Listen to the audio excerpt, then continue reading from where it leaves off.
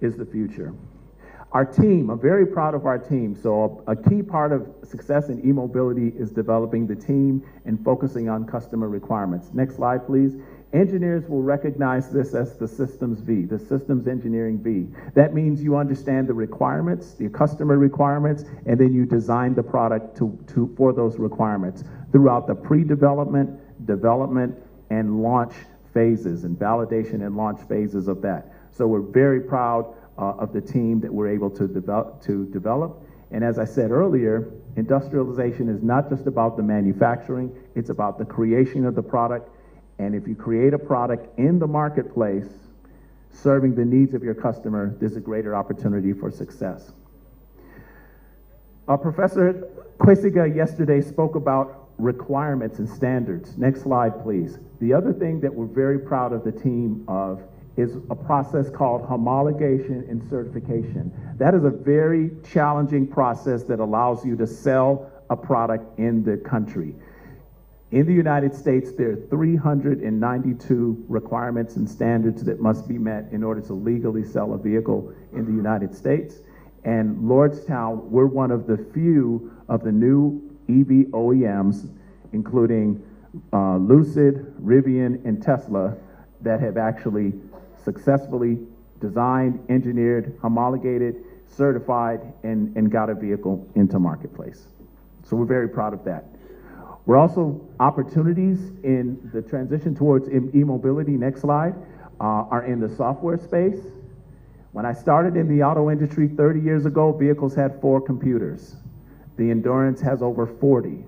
So if you have young people interested in software engineering, the move towards e-mobility will have great opportunities for them. This was the positive feedback that we received. So I'm just gonna summarize very quickly by what this really means and what the opportunities are. First, the why. Everything has to start with the why. We've talked about the market growth. We've talked about the economic impact. But one other point I want to leave you with that you may not have thought of. Please move forward to slide 28. Keep going. One more. African cities provide, one back, please. Provide the ideal use case for EV transition, okay?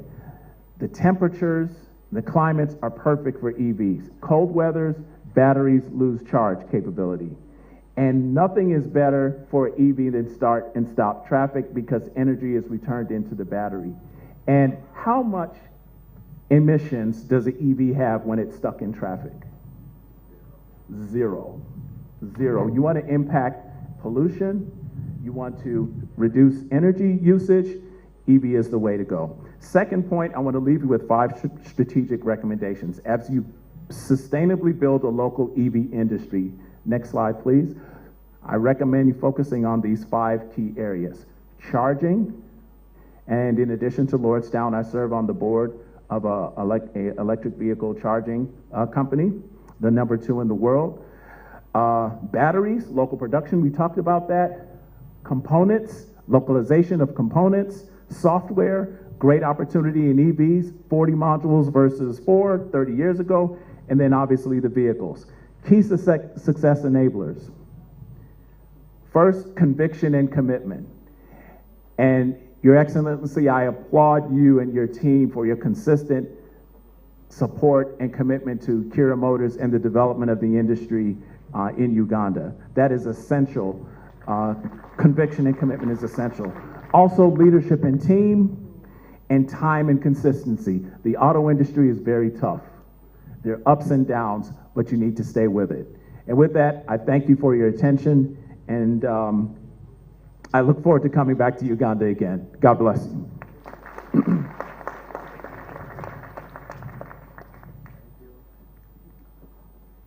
Can we put our hands together once again for Hightower? Your Excellency, we were rushing him, and the presentation could have been longer, so we want to apologize, Edward, but he's been here with us, and he's with the CEOs who are in this room. Your Excellency, among them are entrepreneurs and people who are already playing in this sector. At least I know one, Kampala Motors, that is selling electric cars. I was asking Paul Musasizi whether we now have charging facilities in Kampala, and he mentioned there's only one in Mugolobi. So driving an electronic vehicle in Kampala is now a challenge, but an opportunity for our young people. Those are the conversations we are having. I want to now take the pleasure, Your Excellency, of inviting the chairman of the Presidential CEO Forum, Ms. Barbara Murana, to come and make her remarks.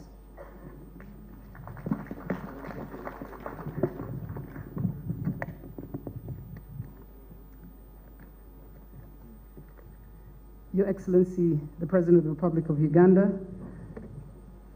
the Right Honorable Prime Minister, Honorable Ministers and Heads of Agencies, development partners, ladies and gentlemen, and my fellow members of the PCF board. I think I'm going to be a little bit selfish. I'm going to ask all the board members of PCF to please stand up for recognition.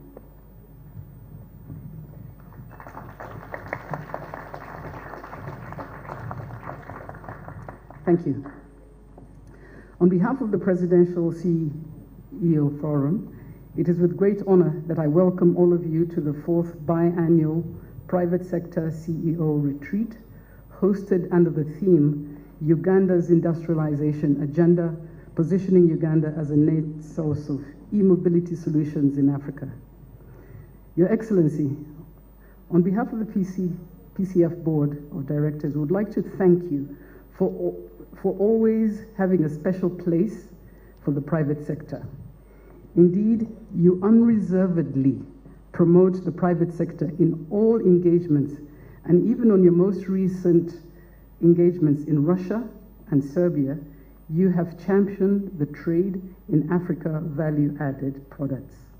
As we come together today for the same cause, we have an incredible opportunity to welcome you, Your Excellency, to the 4th biannual PCF Retreat, Private Sector CEO Retreat. We do not take it for granted that for all the past 3 biannual Private Sector CEO Forums, the one in Nali, the one in Tungamo, and the one in Chove, you have graced the occasion as well as this retreat. Your Excellency, we thank you. PCF has set up this retreat to create awareness and buy-in from the key players to drive Your Excellency's guidance on championing the e-mobility industry. I am confident that the discussions and interactions here will pave the way for positive outcome and invaluable insights for this sector, as well as the way forward and backward linkages. Your Excellency, there was an article recently in The Economist of the 31st of July, in which I think Edward was talking about. And there's a company called Tesla that everybody knows. It was started in 2003. By 2011, it had only made 1,650 EVs. However, they made a very bold statement, and they said they wanted to become the most compelling car company of the 21st century while accelerating the world's transition to electric vehicles. Bear in mind that they had only sold 1,650 vehicles. That was bold. Fast forward to 2003, and I think you've mentioned it, they're now selling over 460,000 to about 1 million cars per day. The profit that they make on selling these cars is about 17%. If you compare it, they're in comparison with a Porsche, which sells half as many vehicles as they do. What am I trying to say? Is that it's okay to start from a low base as we are, because right now when we are here, all of us are wondering, well, can this work? Well, I think Tesla has shown that it can work. It doesn't need to take the 20 years that it took them. I think there's so many learnings, and Edward has mentioned them, and so many people have. We, I think, in Uganda have the opportunity to really cut down on that time and make sure that we stand as an example on the continent of a success story in the e-evolution.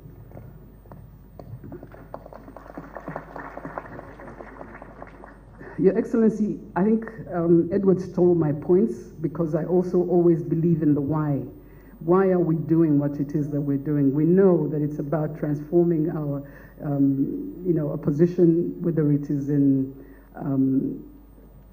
environment, the advantages that he talked about on supply chain. But I think the biggest one that we all look at is jobs. We need jobs for all of our graduates, or a lot of the people on this continent need jobs. And my vice chairman is going to talk about some of the challenges and perhaps some of the resolutions that we came up with yesterday, because we did have a really robust discussion yesterday. But I'm going to talk about four, Your Excellency. The first one is on the job creations. We say we want job creation, but the National Planning Authority has assessed that we actually do not have 80% of the type of jobs the type of people who are going to take up these jobs are not available. Now, this is alarming. Now, the question is, if we want to build a new industry, we need to have the people who are able to run these businesses and able to run the development that we have.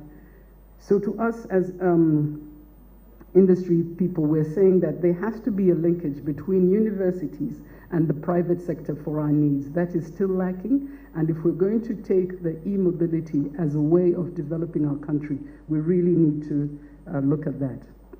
The second point, Your Excellency, is that as the spectrum of e-mobility is wide, a good strategy requires focus after successfully implementation, and the scope is then widened.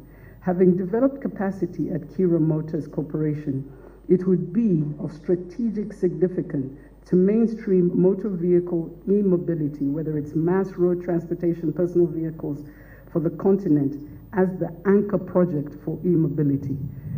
We have built it. I think let's take this as the start into really taking us into the places that we have to with regard to e-mobility.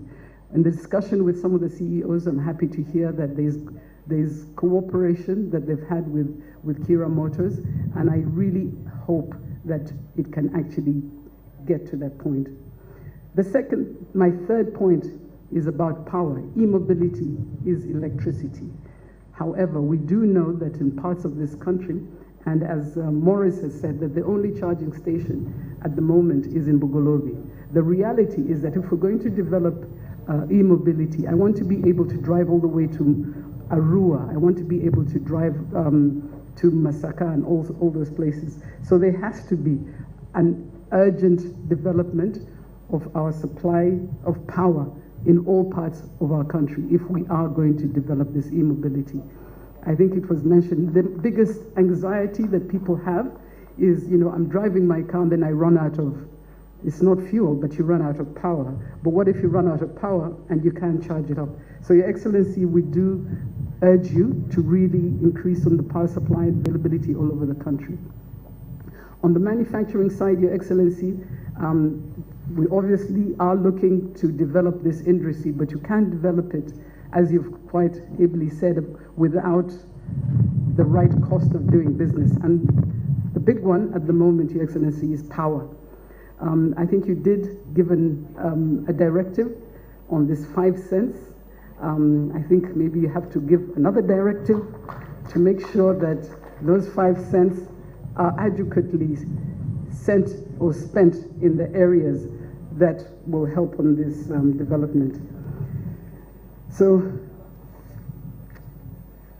before I end, I'd like to thank the other ministries that have supported us as PCF. I'd like to thank the Office of the Prime Minister.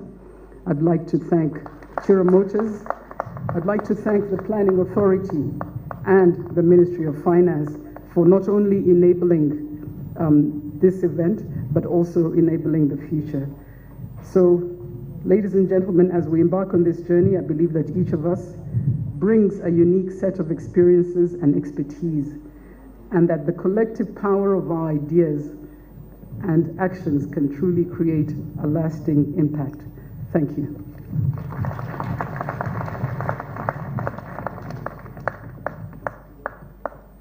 Ladies and gentlemen, the invitation cards came from the chairman. Please give her another round of applause. Because free lunch is not easy to find in Uganda. And so we need to be very grateful, especially if there is information you're getting out of the meeting. Your Excellency, our theme this particular retreat is Uganda's industrialization agenda, positioning Uganda as a net source of e-mobility solutions here in Africa. And I'm glad both Edward and the chairman, Barbara, was speaking to this. But Your Excellency, to be more inclusive even in this meeting, PCF invited young people. And these young people, as Edward mentioned, they are building the infrastructure around e-mobility because they are the techies these days. Some of us don't even understand their language. And Your Excellency, earlier we were talking about artificial intelligence. And so I wanted the young people, if you're young, if you're under 35, that is, please stand. We want to show that we have some young people in this room.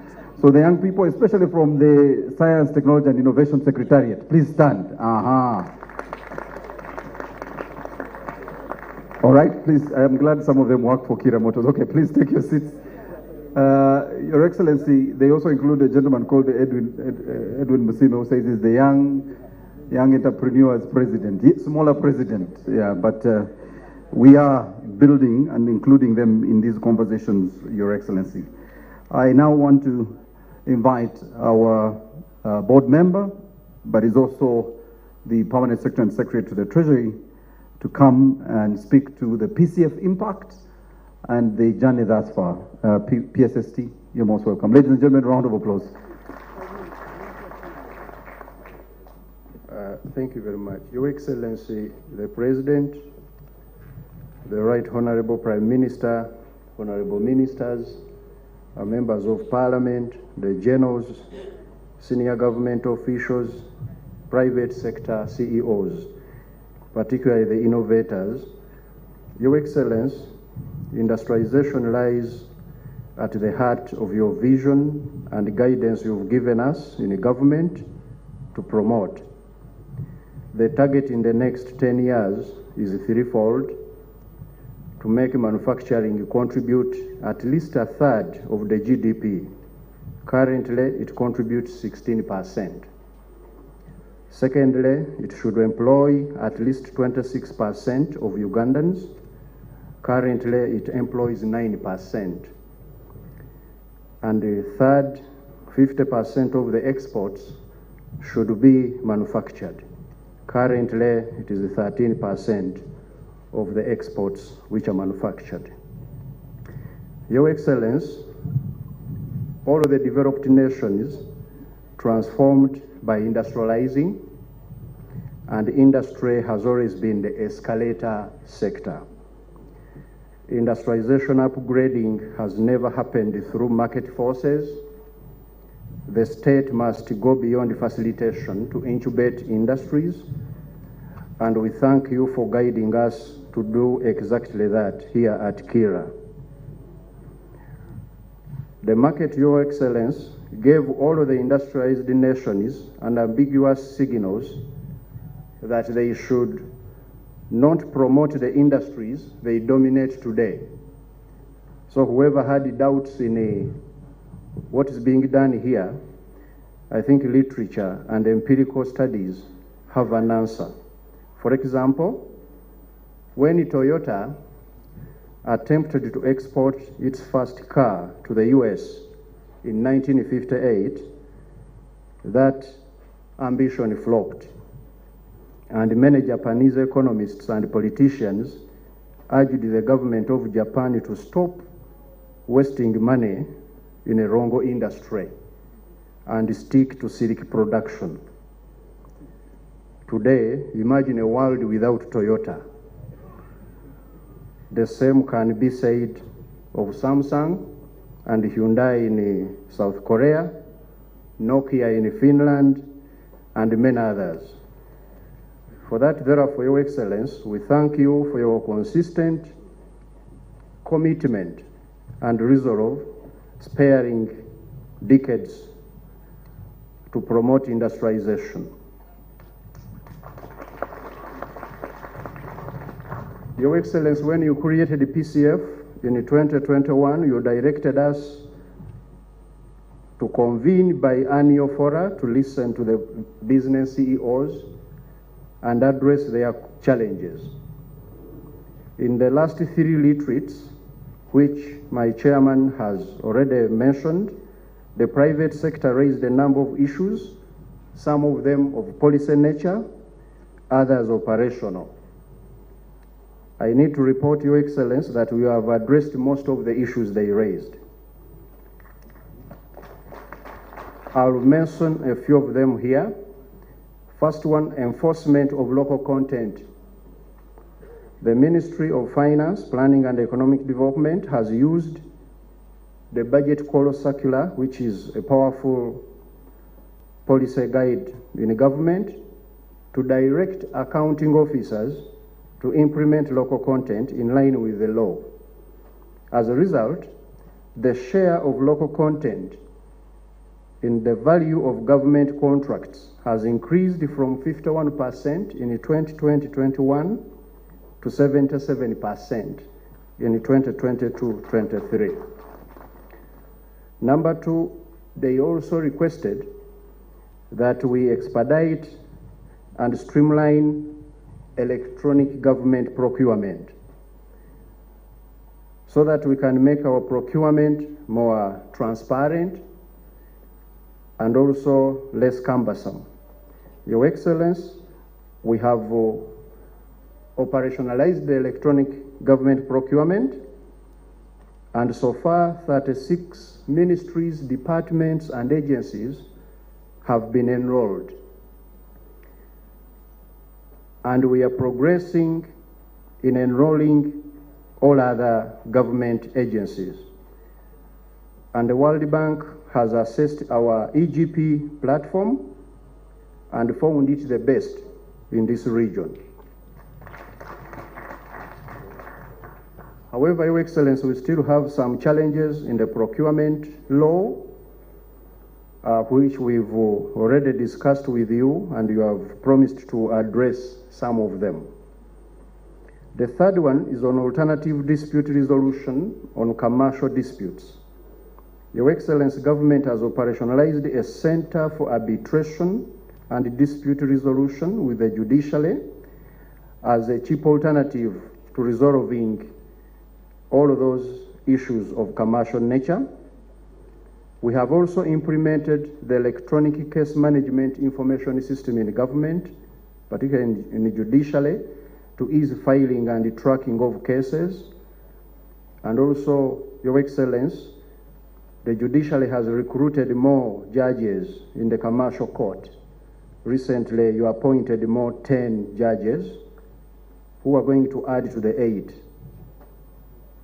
Also, the bankers, Your Excellency, have been helped to enforce court orders on foreclosures, where you listened to the Uganda Bankers Association and immediately directed the government to issue a circular to rectify the issue they had.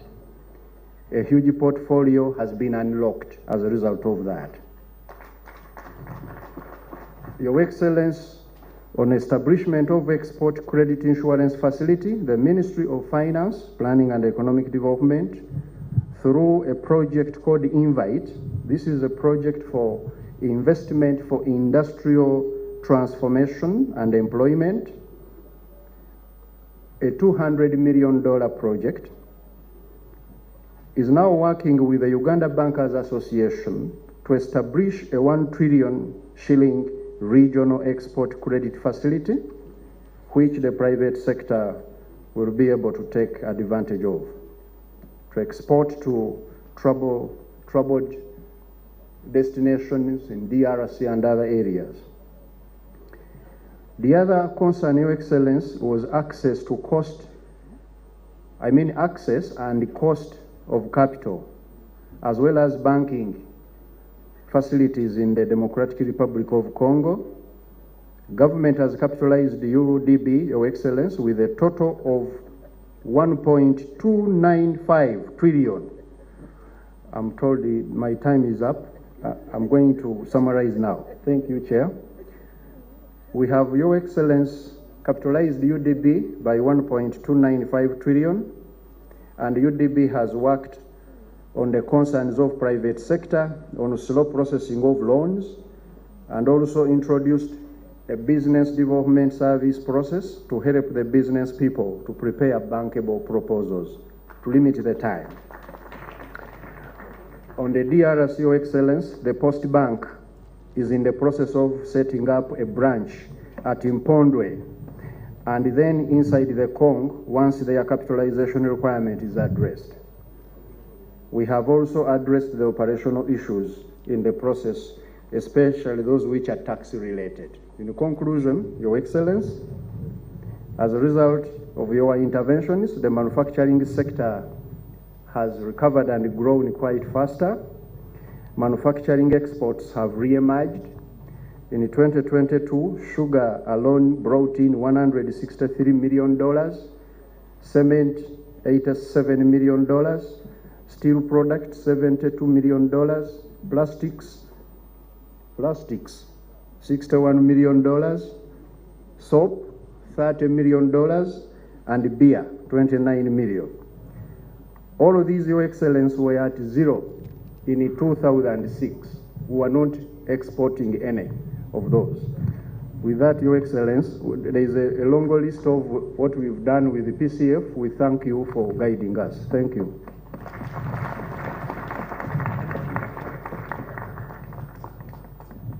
Your Excellency, the speakers all promised to keep time. The one I will probably find difficulty with will be under your guidance, since they're your ministers, Your Excellency, those ones you will deal with them. But I also wanted, and since the PSST was sharing the actions taken, Your Excellency, all the ministers, key ministers, especially for the CEOs who are here, Your Excellency, because the trade minister and his state minister are here, the energy minister is here, the finance minister is here, and of course, your very own the science, technology, and innovations minister are here. I don't think there's anybody we needed beyond the ones who are here, because even the one who manages them, the prime minister, she's also here. So, Your Excellency, whatever directive you give here, for us, we know where to go. Immediately you pronounce yourself. I'm speaking on behalf of the CEOs. But I thought CEOs you'd clap for that. Me, I'm helping you take action. Your Excellency, I also needed to mention that, again, PCF, with the support of the Ministry of Finance, ensured that all the Ugandans, the 45 billion, can see what's happening here, and this is being broadcast live on UBC. So the rest of Uganda is in Busoga right now, watching and witnessing this retreat and the interaction that is ongoing. Your Excellency, I now take the pleasure of inviting the Vice Chair of the Board, Emmanuel Katongole, to come and raise the emerging issues from the retreat that started yesterday.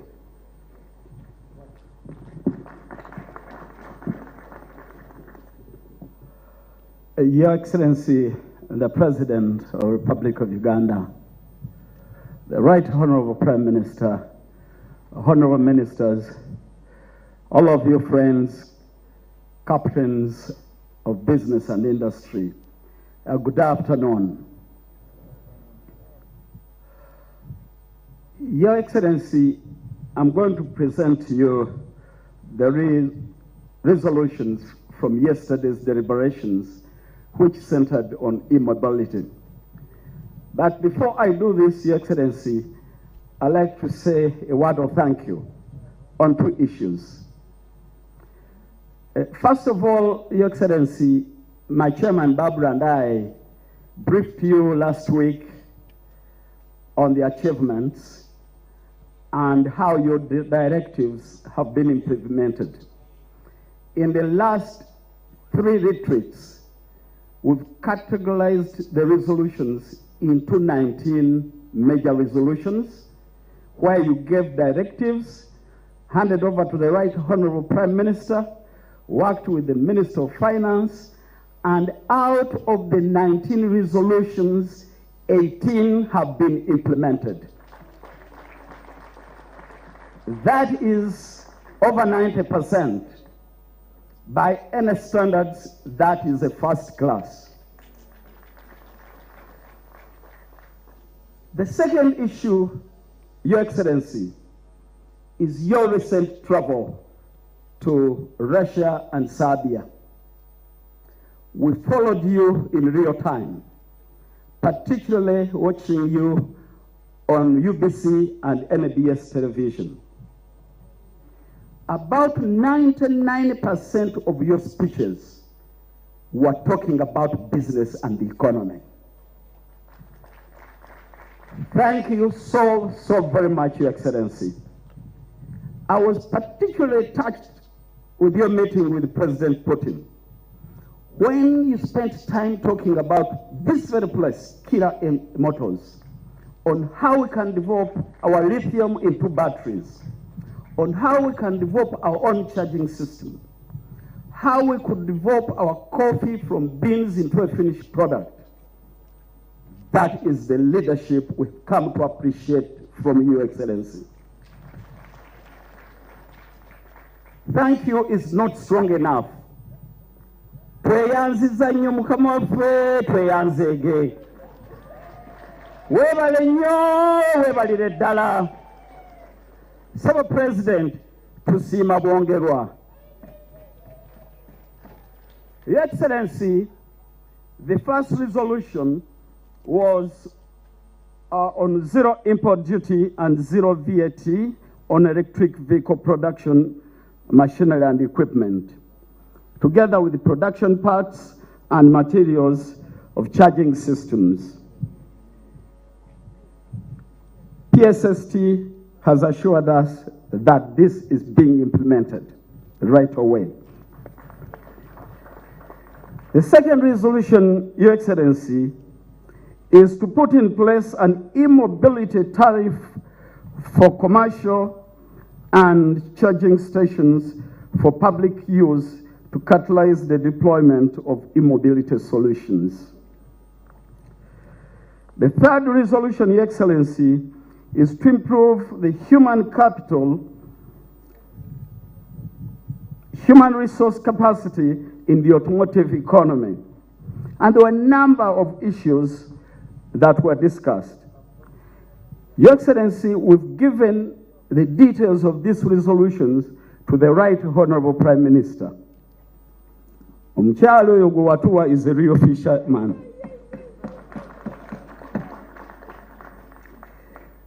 We particularly talked about scholarships. Your Excellency, we request you that any government scholarship goes into areas that we cannot attain in our country. Scholarships to teach business, to teach accounting, to teach, those are things we can ably handle in our country. But the fourth industrial revolution has come. Those are the things we want our students to go and study, like you did for the oil industry. We are now top in the world. Your Excellency,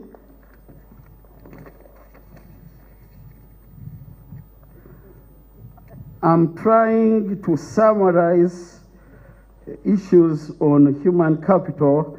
I'll stop there because the Prime Minister has the majority of them. Let me go to number 4.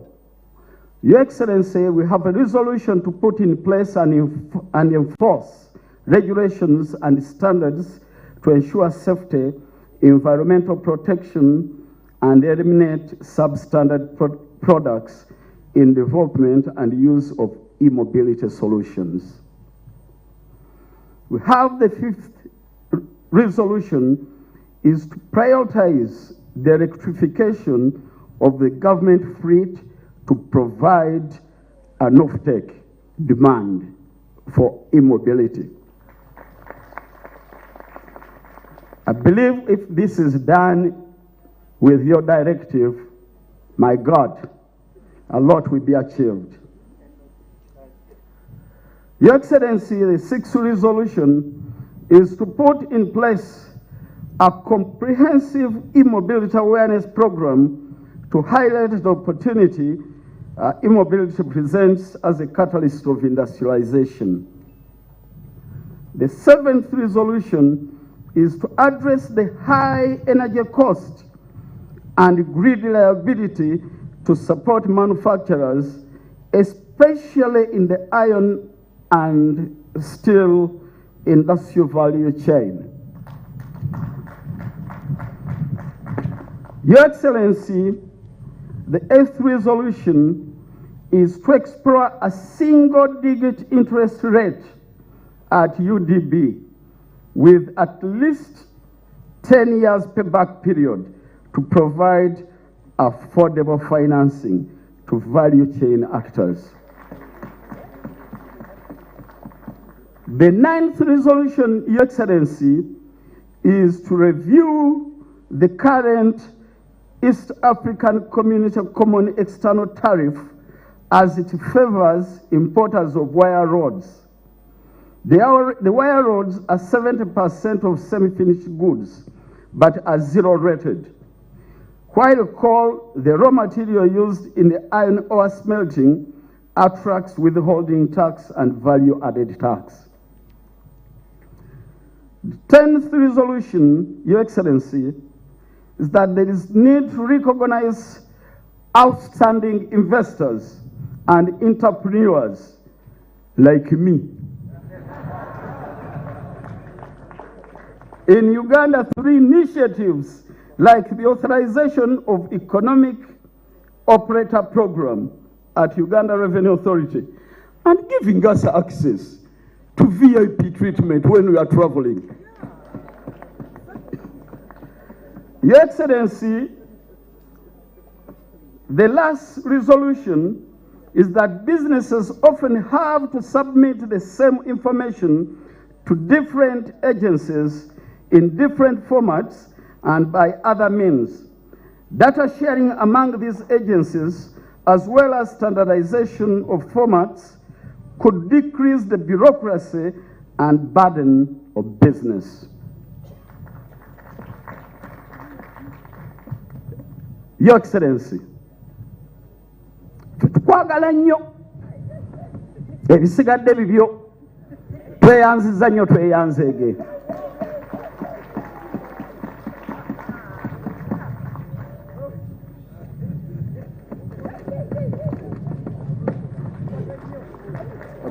Bana abasoga Emmanuel Katongole tumuwongere engalo, bana engalo. Thank you very much, Vice Chair. Vice Chair, Your Excellency, was aware that a lot of the other stakeholders who are here to speak directly to these directives, and he and the team have formally handed over the resolutions to the Prime Minister, and the Prime Minister is aware of the resolutions of this 4th biannual retreat. Your Excellency, I also know that General Wamala is here, Transport and Works, a very nice, very important, critical component of our conversation today, because the vehicles must drive on some form of road, Edward, right? Your Excellency, before we listen to the testimonies, because we are going to listen to testimonies, because this is a conversation about the private sector that is in the room. Your Excellency, the CEO forum, the board members visited, in the last 2 months, visited 2 manufacturers. They went to 3 manufacturers, actually.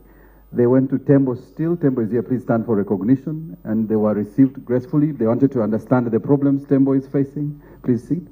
They also visited your very own Muzukuru from Mutuma Cotton. Mutuma is here. I think Edwin should be here. Yes, Mutuma. Edwin is there. And they also visited roofing. The most recent, I think, was roofing. So I know Message is here. Okay, thank you. Roofing, and then steel and tube. Steel and tube, please stand. There you go.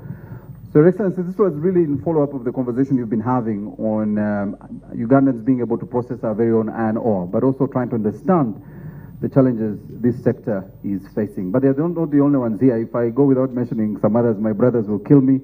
The steel industry is well represented. Uganda Bati is represented here. I know they will also complain if I didn't recognize them. So there is competition in that sector, which is very good for the industry, Your Excellency. I take the pleasure of inviting your very own Muzukulu, Your Excellency. She has changed names since the last retreat. So she's no longer Ruth, she's now Aisha Kasolo. So I invite Dr. Aisha Kasolo to come and take us through the testimonies.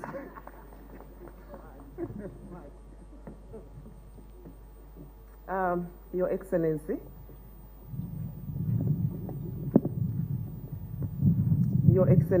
you are welcome, and I would like to also appreciate our Prime Minister and the ministers present.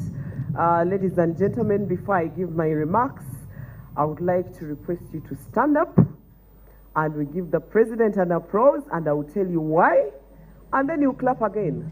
Let's stand up. Now, I want to tell you why. We told His Excellency, the time we last met, that he needs to dedicate more time to us. And we gave him a directive. You know, he normally gives directives. But this time around, we directed him that he must come here. And he accepted. And he's going to the north, he's going to the west, and he's going to the central. So why don't we clap for him for accepting our directive? You may now sit. So, Your Excellency, I just wanted to ensure that you listen from a few members from the private sector that we've been able to get to. I don't have a lot of time, so those that I'm going to invite, I'll just give them 2 minutes, and I'll take away my microphone after that. So I want to start with Tembo Steels. Your Excellency, we went to Tembo Steels. It's a very exciting story, and I want to invite Mr. Manish to come in and speak to you. Why is it very important? Because Tembo Steels is one of the largest in the sub-Saharan Africa. They have some history to talk about. They are the largest consumer of power in Uganda. So the largest umeme bill payers are here. And I don't want to say what they have to tell you.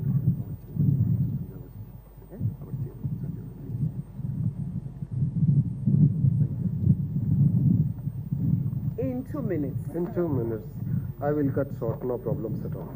Good afternoon, our Honorable His Excellency the President, dignitaries, eminence, elegance and excellence of society, all protocol observed. We would like to introduce ourselves as the most diversified and integrated steel company in Africa, covering all 4 verticals of steel through primary route. Tembo truly believes in the vision of our President to add value in every commodity to realize the ultimate potential of any goods and services. We are given a constructive task to minimize import dependency in the steel sector, committed to deliver 100% self-sufficiency in steel and to make our country net surplus in forex earning within a given time frame. Tembo leverages synergistic approach of a fully integrated facility that is also environmental friendly. There are 2 principal integrated routes of producing primary steel. Blast furnace route that generates 2.2 tons of carbon dioxide every ton of steel produced. Second one is DRI, scrap to electric furnace route, which vastly minimizes CO2 emission by 70%. The countries adopting DRI scrap electric furnace routes are USA 70%, Italy 80%,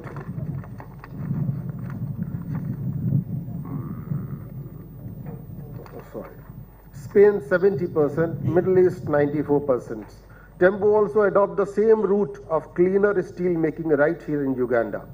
We are looking to build a futuristic modern steel plant that is environmental friendly and adopt a leaner, more innovative, efficient manufacturing processes. We aim to be globally competitive with the greatest emphasis on loyalty, affordability and quality. Some of the highlights worth mentioning are Uganda's only primary steel producer with largest product portfolio in Africa through integrated route. First company in the world to convert cast iron into liquid low carbon steel. First company in the world to produce 0.7 mm hot rolled sheet through continuous configuration.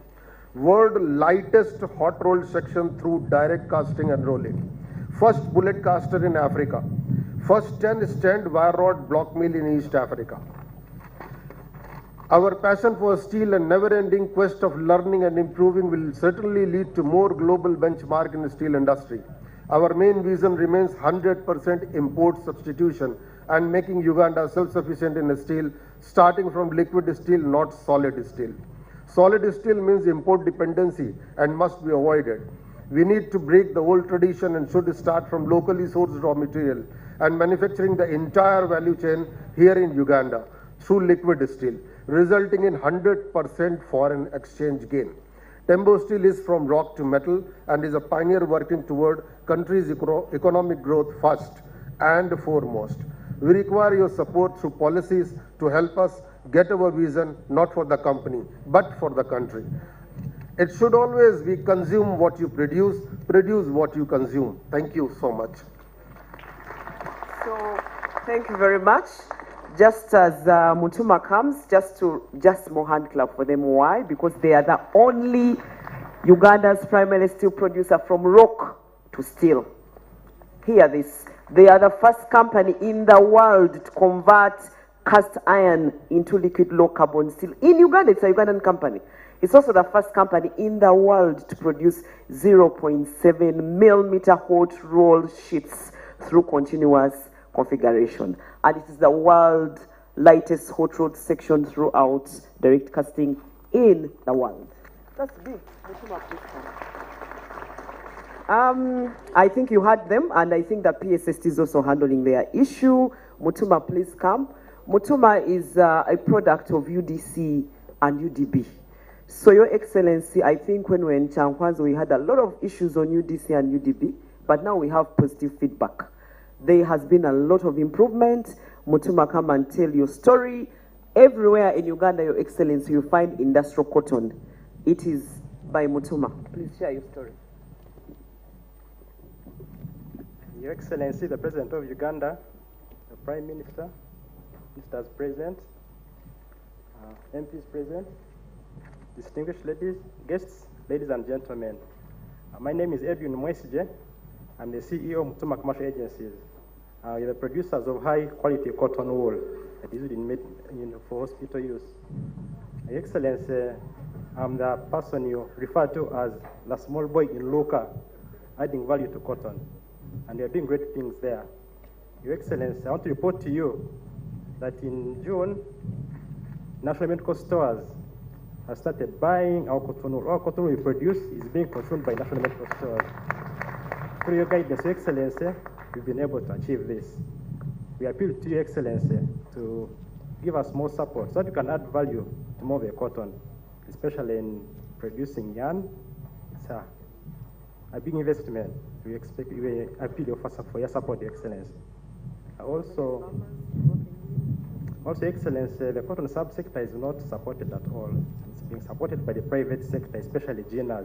We contribute money to support our farmers in buying inputs like fertilizers, seeds, and also training grounds. So, Your Excellency, we kindly appeal to you to support us in this, for government to partner with private sector to support our farmers.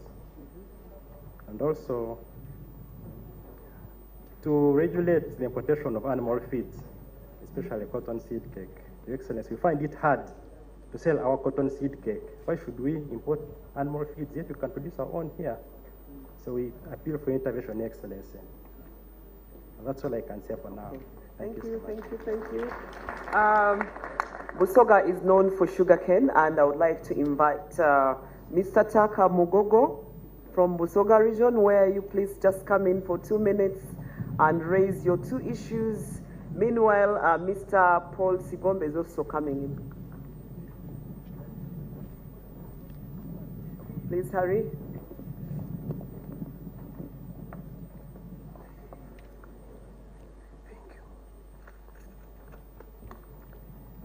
Your Excellency, Honorable Prime Minister, ministers are around, all CEOs, protocol observed.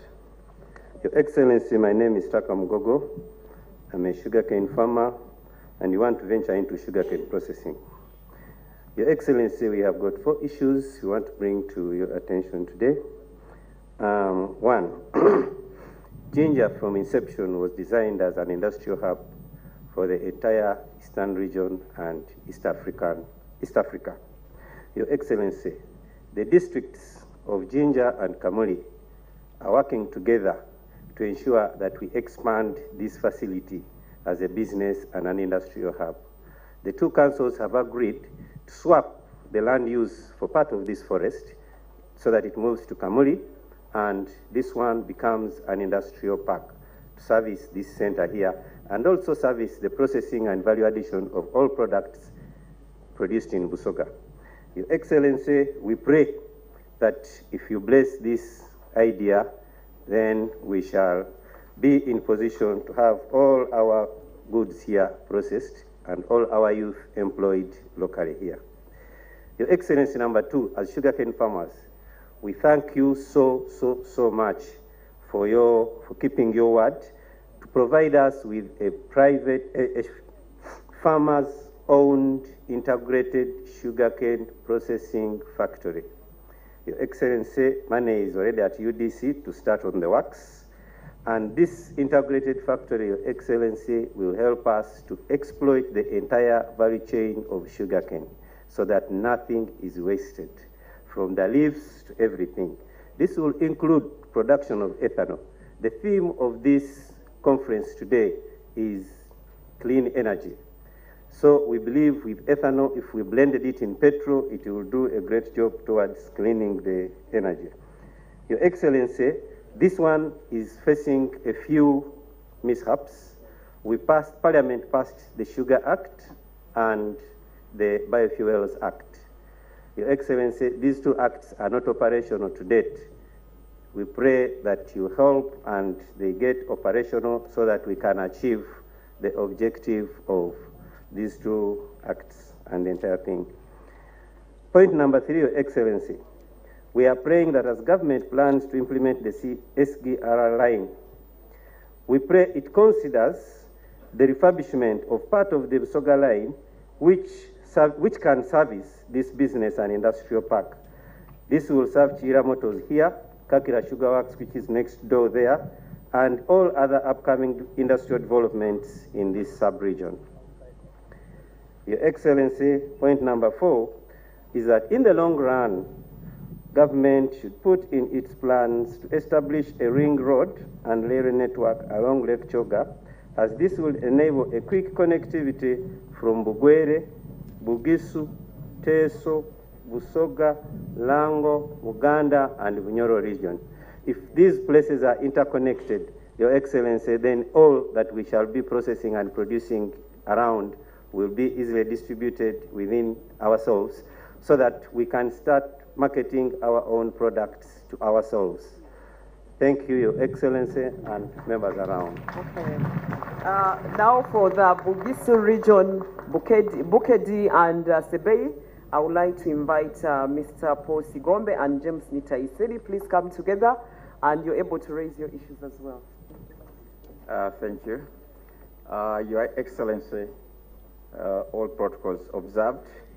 I speak for Bukedi, but basically what I'm going to talk about is agriculture, and it's cross-cutting. We are concerned about the inputs we receive in this country, mainly the agricultural inputs, and also the clean materials for production for the 3 strategic crops which the ministry has identified. We know we are using a lot of chemicals on our products, or our fruits, or our vegetables, and I'll let you know, members here, all the tomatoes we eat, they are all poison you are eating. So we are advocating for biotechnology. I personally deal in biotechnology, and our issues are that we would like to have innovation to support the production of biofertilizers, and biopesticides and microbes. The microbes have been take a lot of time to be prospected and to be recognized so that we can also use them here, because every week we are importing from Holland and Kenya. But these are things we can do here, and so we need some intervention in this one. Enough. Thank you very much. This one is representing over 500 business people from Mbale. Please say your points. Mbale. Thank you very much, Your Excellency, the Right Honorable Minister, Honorable Ministers, all government officials. I'm the Vice Chairman of Mbale Traders Association. Your Excellency, permit me to mention the 3 sector problems which they gave me to present to you. One of the sector problems is your people dealing in furniture. Furniture is a sector which is employing so many youth in Uganda. But we are importing timber from Congo, and of recent there is a ban of cutting timber in Uganda. So we are requesting Your Excellency that as we import timber from Congo, to reduce pressure on our environment, that either timber also becomes like a raw material like in other sectors, so that when we import, we add value in it, so that we produce and create more employments in the youth. Second problem, Your Excellency, we want to thank you as people of Mbale for industrial park you have given us and granting us a city. But their complaint and your request to Your Excellency that Mbale Industrial Park is producing all their products and are being carried to Kampala, so even the people within the region cannot access the product produced in Mbale and yet they are made in Mbale. So we think that they would have a distributor in Mbale so that the neighboring regions or districts also get access, so that we can reduce on the charm in Kampala by following the products which are produced in the region. Thirdly, Your Excellency, is about umeme and power in Mbale industrial area, not industrial park, but industrial area where small businesses are run. They have put us on 1 meter, but when 1 or 2 defaults, they disconnect us for a week, following one individual to pay, so that we are all reconnected. And some of the manufacturers have employees. So if 2 or 3 days are passed without production, it's a loss, and some of them are working on time limit, Your Excellency. I want to thank you for that. Those are the few things I represented, all the Mbale Traders Association. Thank you very much, Your Excellency. I think one last one, Karamoja, I got an issue. Lokeris, I don't know where you are, because we came to the region and the issue was that Karamoja is part of the region. Where is Lokeris for border works? Please hurry, hurry, hurry. Your Excellency, as he comes, I want to just reiterate that we want to ensure that the people you employ in the private sector are able to understand what business means. We normally have a lot of issues for them to understand. I think there are a few ministries that appreciate, and I think one of the requirements for somebody to be employed or oriented, that should be added. Good afternoon, Your Excellency. It's too tall. The next time I will not come with my heels. Yes, sir, I am from Karamoja, but with me is my co-founder and Muko. Your Excellency, what has been spoken today in relation to e-mobility is what us Wasukulu decided to do 5 years ago.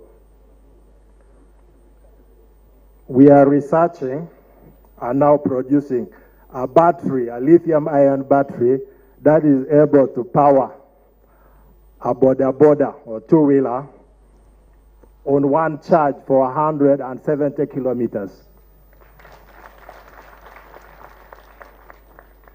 All this is done, Your Excellency, with the help of about 104 engineers and technicians trained here in Ugandan universities that had no opportunity to showcase their ability. Your Excellency, we have had cooperations with big international companies in battery development that have come to see how could a small company in Uganda be able to produce a battery that can actually, run the parameters that I've told you. One of them has been Toyota. We are about to roll out 20,000 electric motorcycles until the next mid-2024. We are already converting about 2,000 as we speak. Your Excellency, I think I will now get my co-partner also to say something since he's a visitor here. Thank you very much, Your Excellency. Adding to what my colleague Ben said, we started in 2018 actually with the first electric motorcycle and battery here in Uganda, and since last year we have a commercial product that we are now scaling up. As Ben was saying, we are inaugurating a production line next year in January. If you could grace it with your presence, would be very grateful. 20,000 motorcycles per year, 40,000 batteries per year. And as of today, 110 employees, green jobs, decently paid here in Uganda, 200 jobs by the end of this year, and 900 jobs by the end of next year. I think e-mobility has the potential that we all believe it has. So thank you very much. And yeah, God bless Uganda. I realize I'm a bit short, Your Excellency, but my session has come to the end. And as I end it, I would like to say, Your Excellency, the issues would have been many, but because you have really able people in the offices, the PSST has been very helpful. That is why most of the issues are not coming. I want to also appreciate our Minister of Finance, who has been to address a number of issues, and our Captain, the Honorable Prime Minister, for ably meeting a number of issues. There would have been 1,000. Your Excellency, we are now waiting for you for another region. Here we go, another directive, and I think my chair would be able to let you know the next region where we're going to. Thank you very much. Ladies and gentlemen, can we put again a round of applause for the speakers, all the testimonies?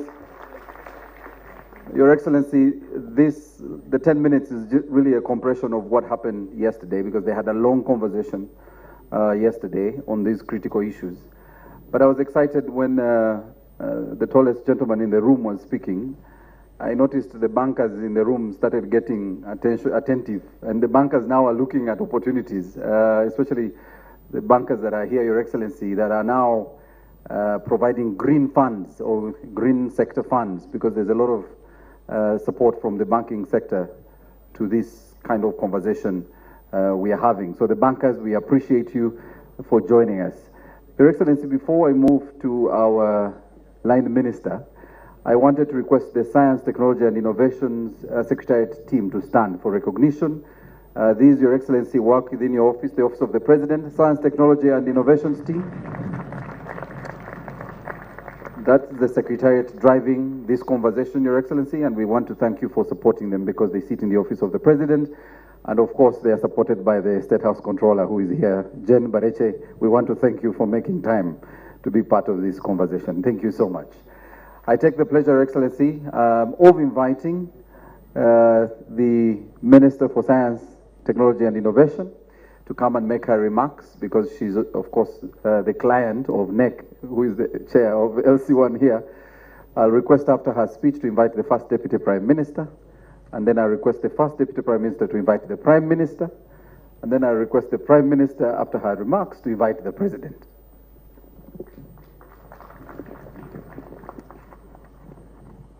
Thank you very much, MC.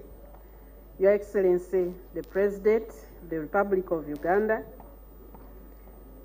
the Honorable Prime Minister and Right Honorable First Deputy Prime Minister, honorable members of Parliament present, heads of government agencies here, the leadership of the CEO Forum, and all the CEOs who are here, the industry captains, our distinguished guests, ladies and gentlemen, and of course, all those representing the STI fraternity.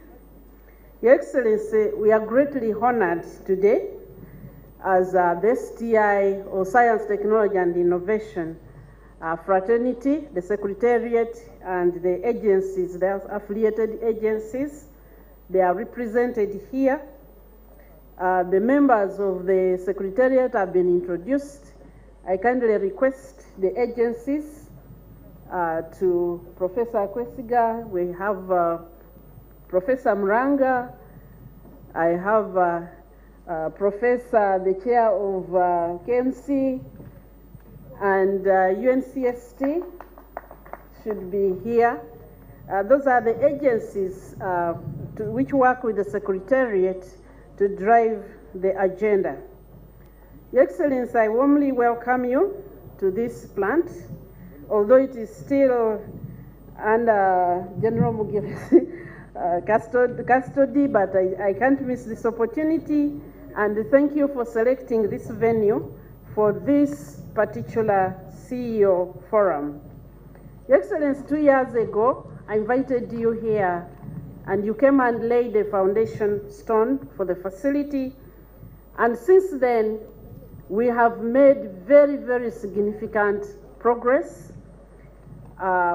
You've not had a time to tour, but you will when you come to open.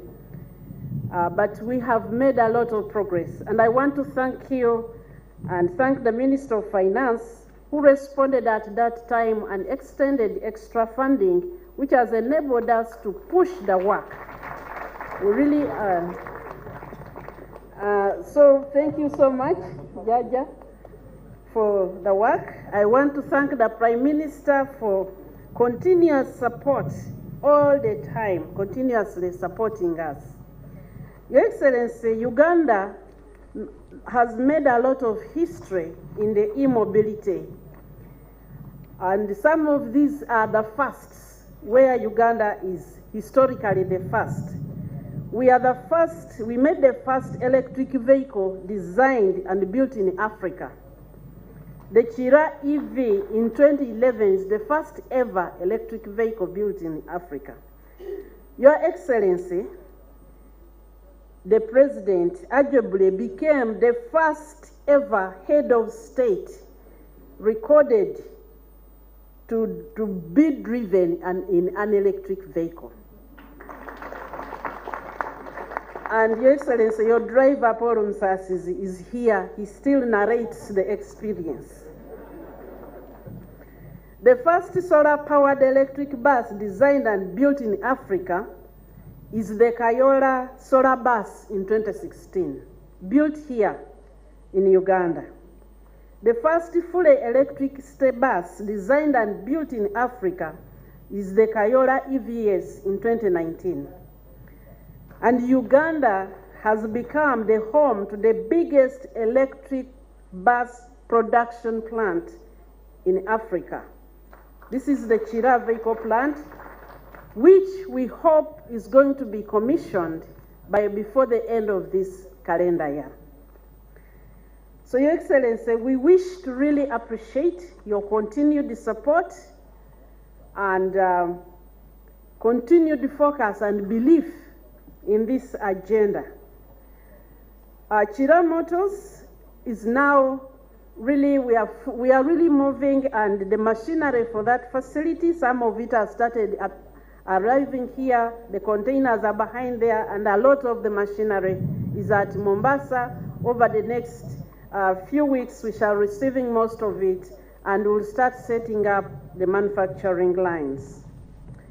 Your Excellency, Chira Motors has prepared a business plan, 5 years business plan, which has been cleared by the National Planning Authority. And the business plan is costed at 524 billion Uganda shillings.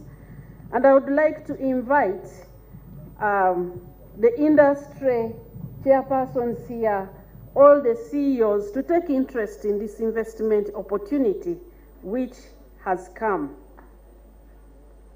Your Excellency, allow me to reference your speech at the reading of this year's national budget on June 15th. I would like to quote, "Now that we have an educated workforce, that we have enough electricity, that we have good roads, that we are building or repairing the railway system, every effort must be made to add value to all our products. Coffee, cotton, timber, cocoa, fish products, gold, iron ore, copper, vermiculite, phosphates, petroleum chemicals, maize, bananas, etc. By doing this, this same economy will jump to 550 billion instead of the mere USD 55.2 billion, laudable though it is. Why? It is because the latter, the USD 55.2, presupposes only a quantitative expansion of our economy through creating more products. My envisioned economy of USD 550 acknowledges the already achieved goal of quantitative expansion, but adds another element of qualitative leap. Your Excellency, you introduced to the STI fraternity the concept of the qualitative leap. And since we have taken a lot of interest in it, we are like the biblical group called the Bereans. They are in the book of Acts in chapter 17. This was a group of individuals.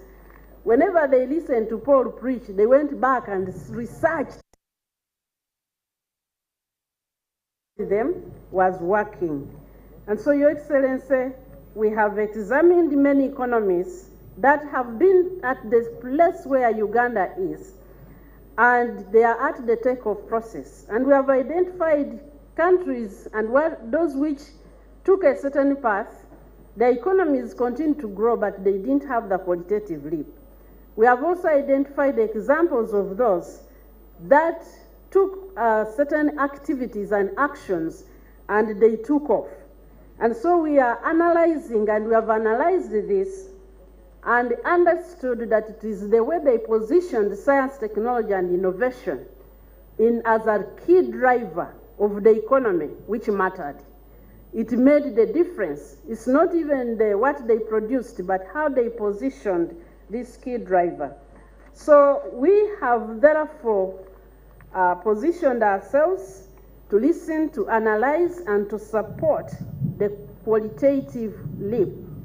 The team that was introduced to you, Your Excellency, the STI Secretariat, is a team that you appointed to do this transition, to position science, technology, and innovation.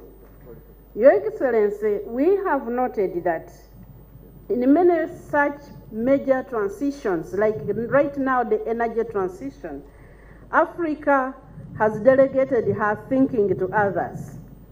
And as such, we have been willing to grab the small offerings. However, we have positioned now thinking at the core for us to be able to position science properly to drive our economy. We do not want to continue suffering from the Esau-Jacob syndrome, as recently articulated in the book by Patience. She talked about the Esau and Jacob. Esau was more focused on eating now. Jacob was more focused on thinking how to take what Esau had. And so that we are very, very clear. So through this e-mobility, we are not delegating thinking. We are taking on the thinking. And we are now working with many of our sectors together with National Planning Authority to put thinking and designing of how to put in place the directives and the guidance that you have given us about this qualitative leap. And so we have now resolved that we are going to make Uganda a net source of e-mobility solutions rather than a recipient of technology. Your Excellency, we need to be very alert because at such transitions, many of those who have already been thinking run to us. They run here and they will offer things. And if we are not alert, we will end up blocking our own production. And so we have to be very careful to make sure that we don't get into quick agreements, which we will find ourselves blocked along the way. And so we have put up a very strong coordination for e-mobility. We have coordination at 3 tiers. One, we have an interministerial committee. Because of time, I will not go through the membership, but chaired by STI, but the Minister of Finance, Minister of Transport, Minister of Energy, local government, they are all members at ministerial level. At technical level, we have a National E-Mobility Task Force. This is chaired by Dr. Gerard Banaga Bayingi from the Ministry of Energy. I don't know if he's here. Yes, he chairs and directs the technical committee. And then all these members who have been introduced to you have been organized into a consortium. This consortium, which is divided into 6 clusters, we have those who are doing the research, engineering and development. We have those for supply of energy, then the transport planning, management and operations, including your people from the tax operators and all those, they are part of that.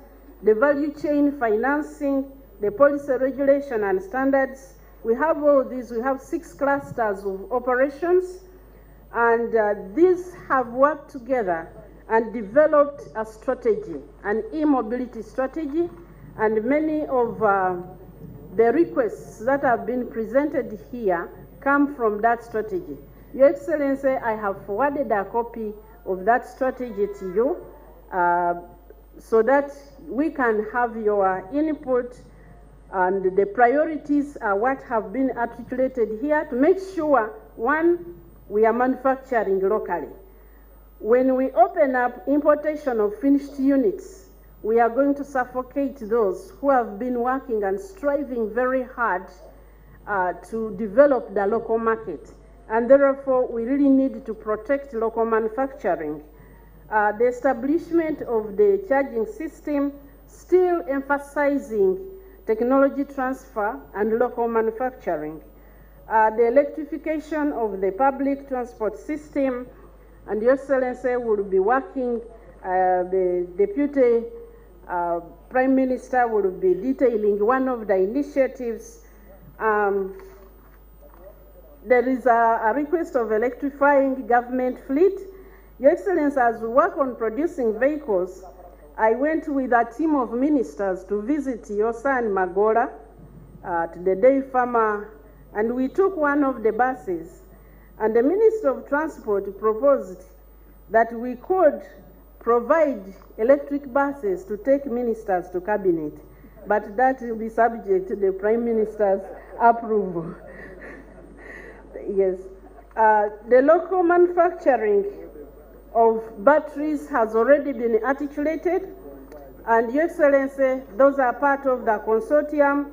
However, I wanted to highlight the efforts that we have initiated in value addition of the minerals that feed into this value chain.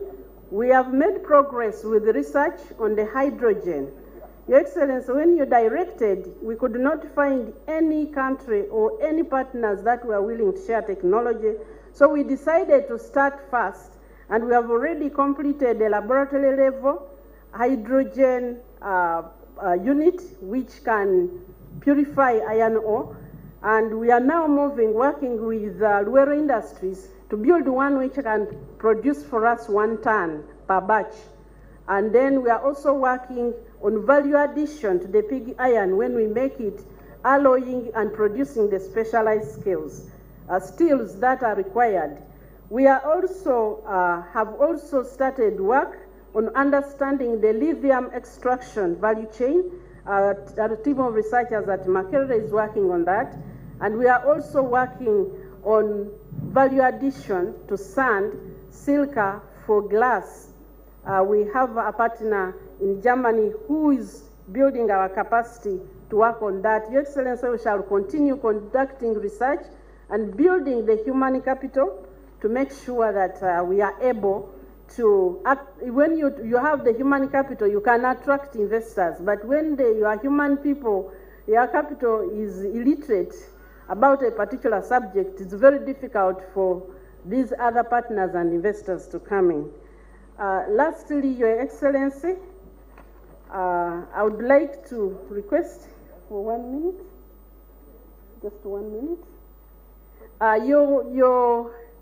One of the daughters in the STI fraternity provided a package of the most recent value-added products from banana, and she wanted to present a gift to you and to the Prime Minister so that you can test what we have turned banana into. And I would like to request for that 1 minute, please, the people with a gift, so that they have checked the one for the President. Is this the one for His Excellency? It is checked. Professor Muranga, please.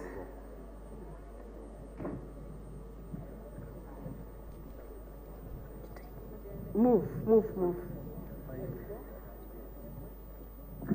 Did you check the one?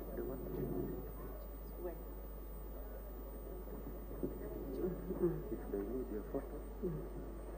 Okay.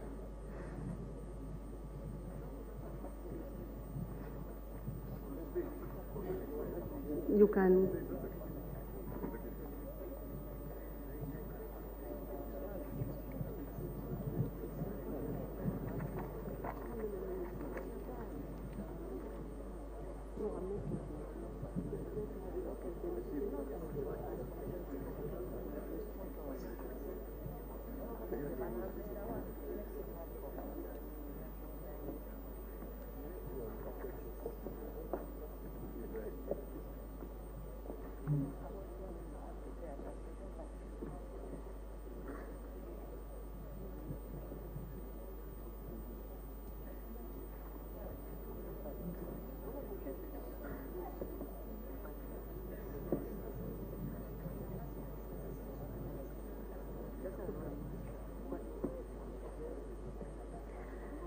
Thank you very much, Your Excellency. I would now like to take this honor to invite the First Deputy Prime Minister to come and make her remarks. Thank you.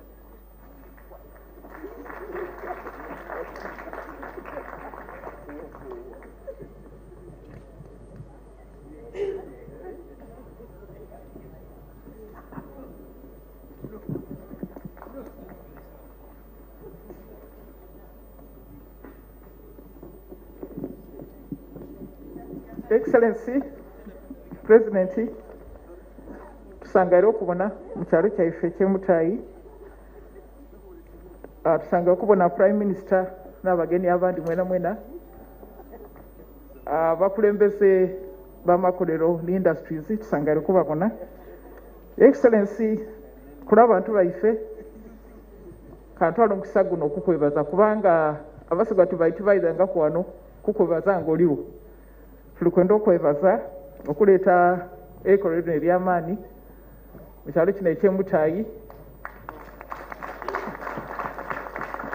Mpera ano Africa eno edi ekyakyo betakiira ne Mutayi olwa industry eno kale tulikwenda ino okwebaza. Ekyokubiri, Excellency, tulikwenda okwebaza Minister of Science and Technology kubanga tiimu yeyo asalawo nti Jinja City neither kuba pilot city eya mass transport system in the country. Wanaidinda omusoko kyaita bus park eya masanalaze either kuba gano nga either kuba ku ne Dr. Singa bus takira motozi epikipiki ez'amasanyalaze epikipiki ezikolebwa abantu abulido zikola ku charging stations abaana baffe bafuna emirimu kuida kubaako ne local ticketing system jakuba no muizinda abaana nge mwongera obwala abantu ebusoga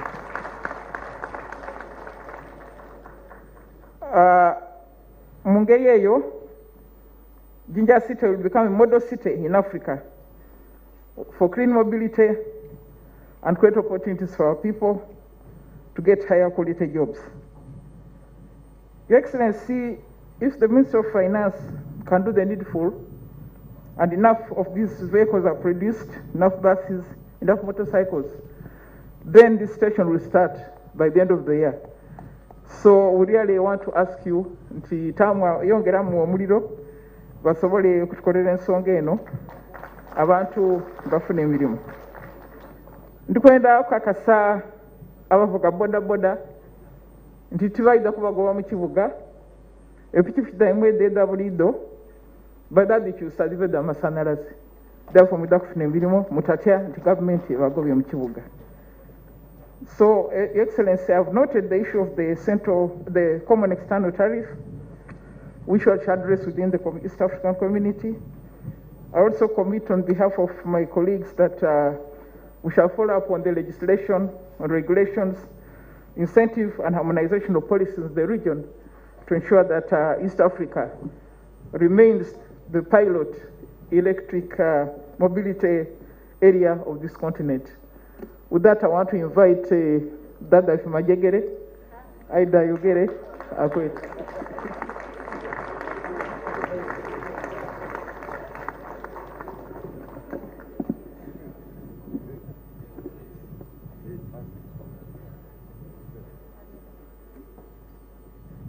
Ife alindoko kankomeo.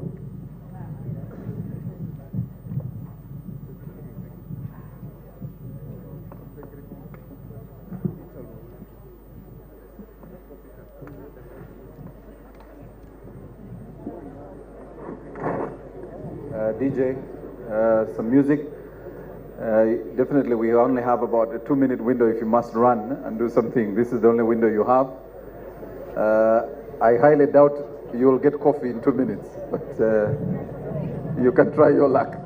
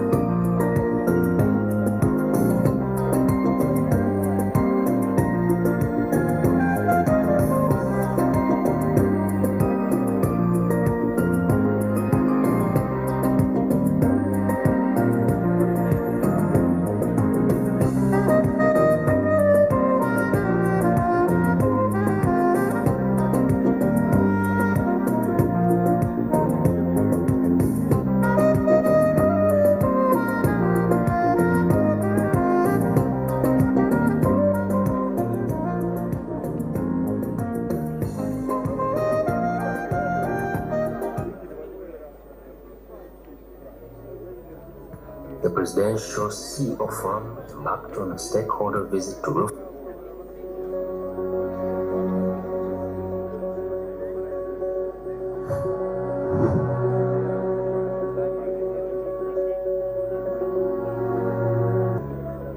The presidential CEO forum embarked on a stakeholder visit to Rufins Uganda Limited, located in Namamve, with an objective of understanding the challenges and realistic options for supporting value addition in steel industries and thus enhance cooperation between stakeholders to ensure these industries thrive at national, regional and international level in order to improve revenues for the sector. Roofings Group offers a one-stop service and diversified product shop for the entire steel and plastic industry in East and Central Africa. The world of Roofings Group is one without boundaries, growing, changing and challenging, an environment that embraces different skills, continuous innovation, sustainable growth and a better quality of life. We are into innovation investment so much. So the steps to the support of the government situation, but then more level playing field we establish, more investment would be there. That was number one. Number two, the UN is by law. Our duty is to supply the quality product to the population. This is our duty.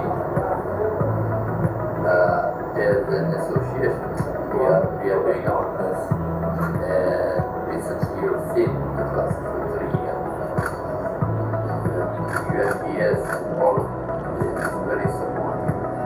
Standards are improving in the construction industry, reinforcement parks, and all the programs in construction industry improving.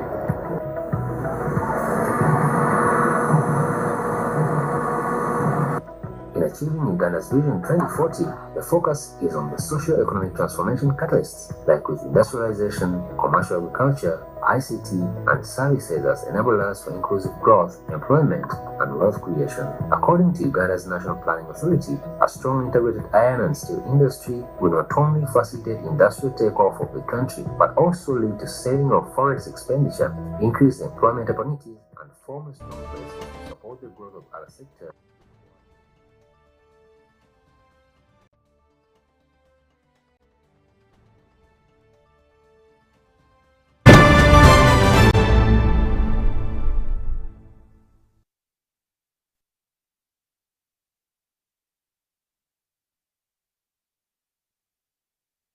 Pick of the day on UBC.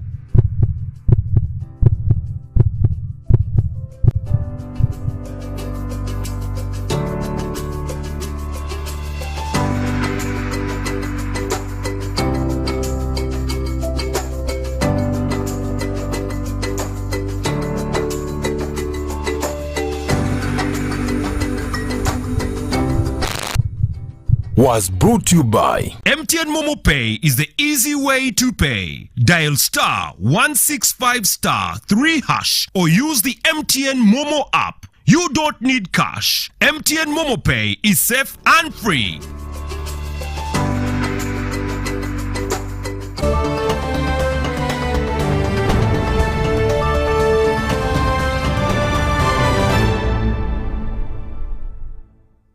Technical people, ladies and gentlemen, I want first of all to welcome our president because he has been there for us since when we started the CEO's Forum. Your Excellency, I want to take this opportunity to thank you. One, for the secure environment that you have given our country for the industrialization and mobility to take place. You cannot talk about industrialization now in Sudan, can you? You cannot talk about industrialization now in Ukraine, but here we are. So, Your Excellency, please join me in thanking him for the secure environment. Your Excellency, government, like you have already been told, has implemented 18 out of 19 key policy resolutions that we have had before. And to me, like others have said, this is a plus. And we shall give a token of thanks to those people or the ministries, departments and agencies that have made us do this. And so at an appropriate time, before I invite you, I will request the CEO's Eileen to present this before you. Your Excellency, the number of key policy resolutions that have come up here, and they have been handed over to me as leader of government business. And I want to promise our people present here, the private sector, that these key recommendations will also be implemented like we did in the last forums. Your Excellency, to sustain the Kira Motors vehicle plant investment and ensure value for money for funds already invested, as you can see, 90 million US dollars, according to the information I've got here, has already been invested here. And so, Kira Motors wants 524 billion Uganda shillings. That translates into 146 million US dollars. We have agreed that we phase this into 5 years.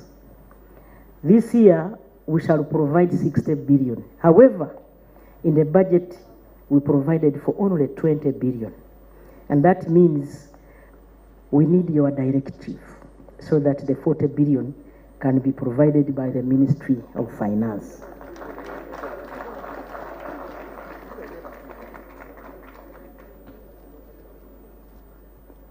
Next financial year, we need 132 billion 2024-2025 and 188 billion in 2025-2026, 99 billion in 2026-27, and 45 billion in the year 2027-2028. You know the NRM government is still around.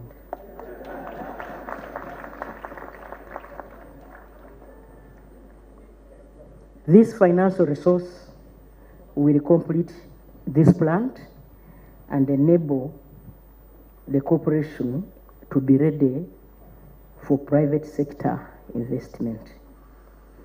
Your Excellency, the Honorable Minister here talked about the Sugar Act.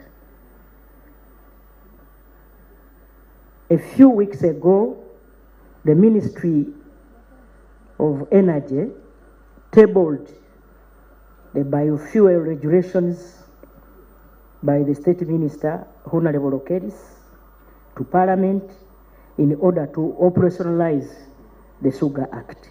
And I believe this is the way to go. We are moving steadily. Your Excellency, the number of key policy recommendations, and Mr. Katongole elaborated them very well. I don't want to waste your time. However, I thought I should talk about your directive to reduce the power tariff to 5%, to 5 cents, to 5 US cents. And following your directive, Your Excellency, government has categorized the industries as follows. 1, extra large. And extra large industries are receiving power at 4.8 cents at off-peak and 6.8 at peak time. Large are currently receiving at 5.7 off-peak and then 6.8 at peak hours. Medium, they are receiving at 5.7 and 6.8 at peak hours. Small, they are receiving at 5.7 and 6.8 at peak hours. Your Excellency, we are making gradual adjustments towards achieving the 5 US cents per unit as per your directive. However, we are doing it gradually, because if we do it once, government may be forced to subsidize, which money we do not have in the budget.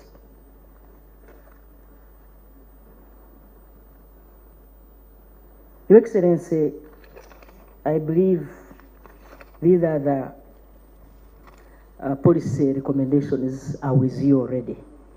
And so I want to take this opportunity to invite you to speak to the CEOs Forum now. Thank you so much. Your Excellency, I really wanted to give the best performance. Maybe we can do this later, after Muzee's speech. Okay, thank you so much.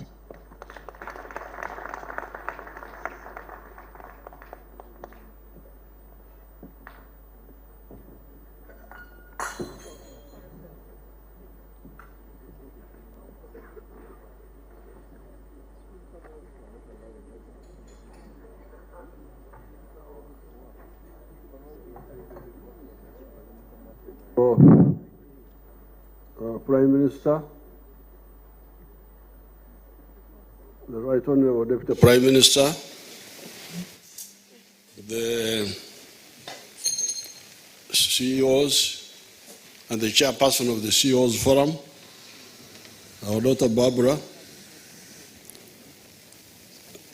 and all people who are here. Recently, I was in Russia and in Serbia, and there I gave speeches as usual. In Serbia, I pointed out that the whole of Africa today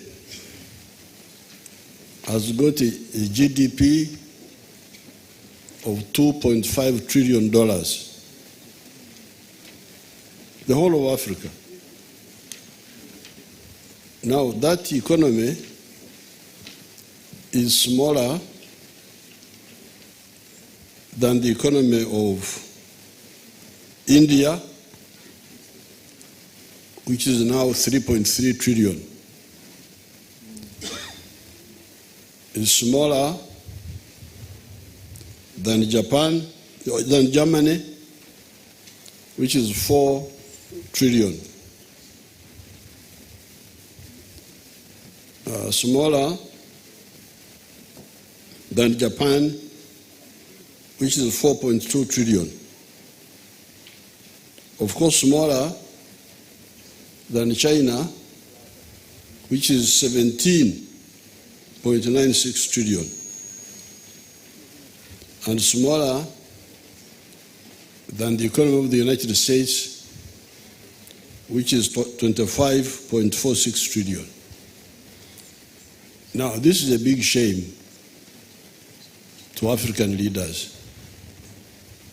And these people, they call ministers of finance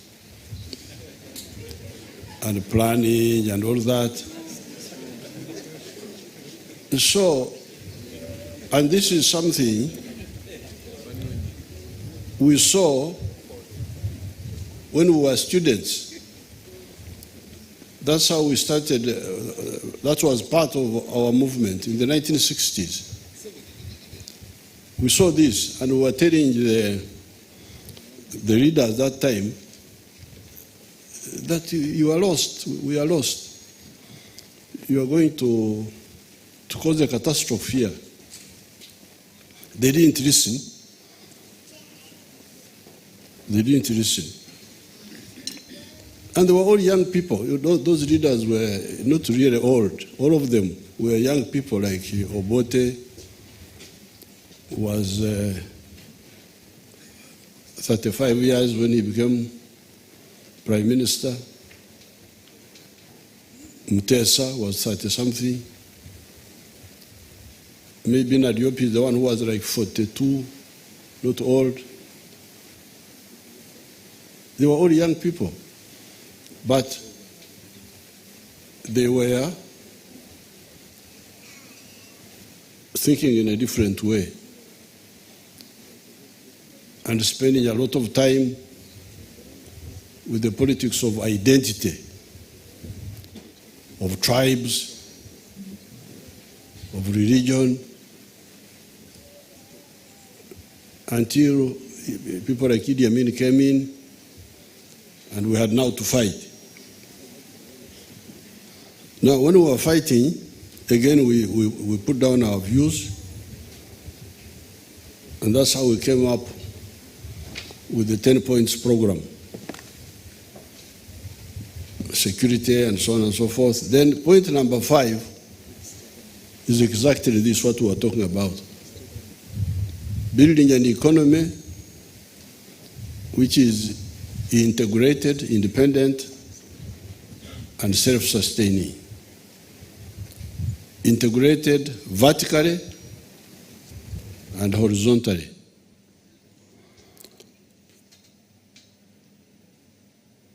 We have been able to achieve some success. That's how the economy has grown almost 37 times from the beginning. But what I'm glad Dr. Musenero has picked it up, the issue of the qualitative leap. Ebyenfuna okubuuka.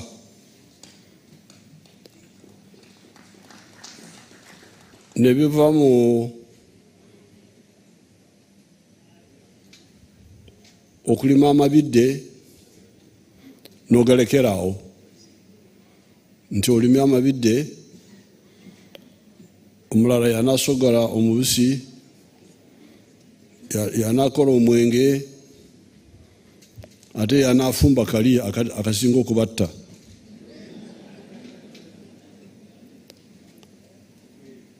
So we are saying, you people, why do you only end at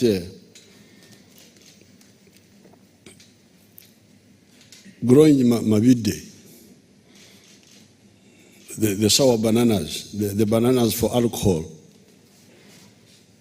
Why don't you integrate? Because that's the vertical integration we are talking about. Amabidde, omubisi, omwenge, kali akabakola bubi, waragi.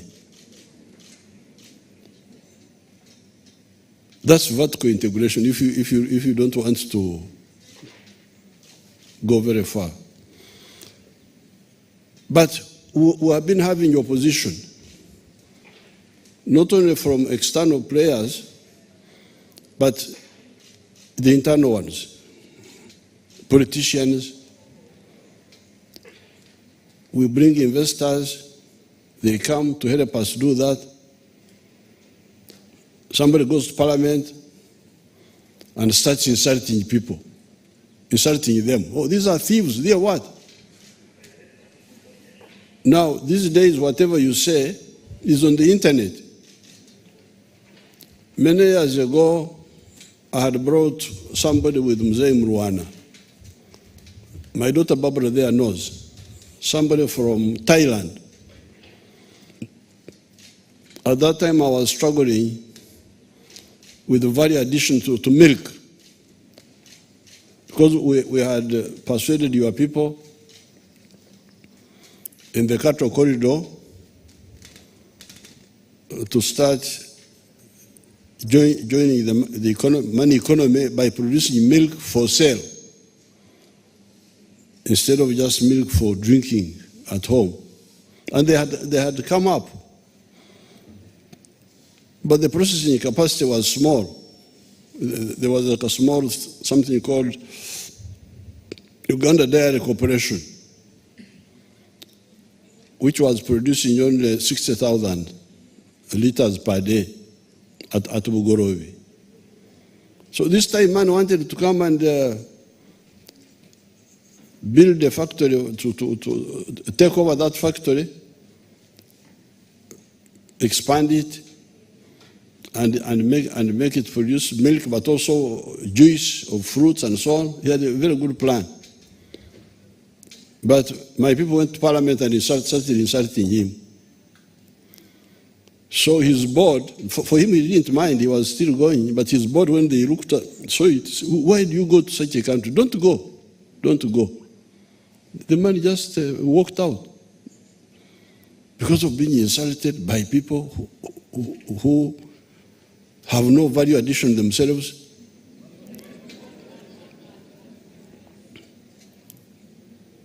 But cannot allow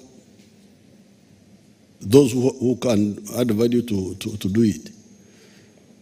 So I had now to struggle for other years until I got an Indian called Samia. I don't know whether you remember him. Samia, he came, but we had lost time. He expanded that little factory at Ugorovi from 60,000 to 500,000 liters a day. And that's how Uganda was able to have vertical integration in the milk sector. There we have moved. We produce milk at the farm. We are now at 5.3 billion liters from 200 million liters in 1986. And quite a bit of it is processed into liquid milk, pasteurized, liquid milk, ultra-heated, UHT, powder milk, jam, not jam, butter, cheese. We are even producing something called casein, which we are selling to the USA, a protein from milk. When that Samir man helped me to do that, then I think Uganda reputation went up, and other groups came. There are many factories now. I think now we should try to encourage them to go into making baby foods and so on. Now, this is the same project I've been having.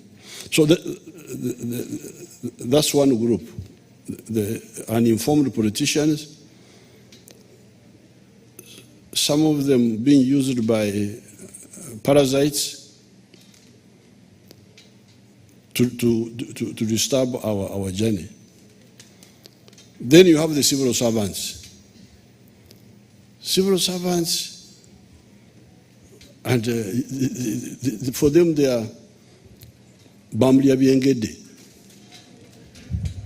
They just eat the little that is there. No capacity to add anything, just eat. Akaliwo.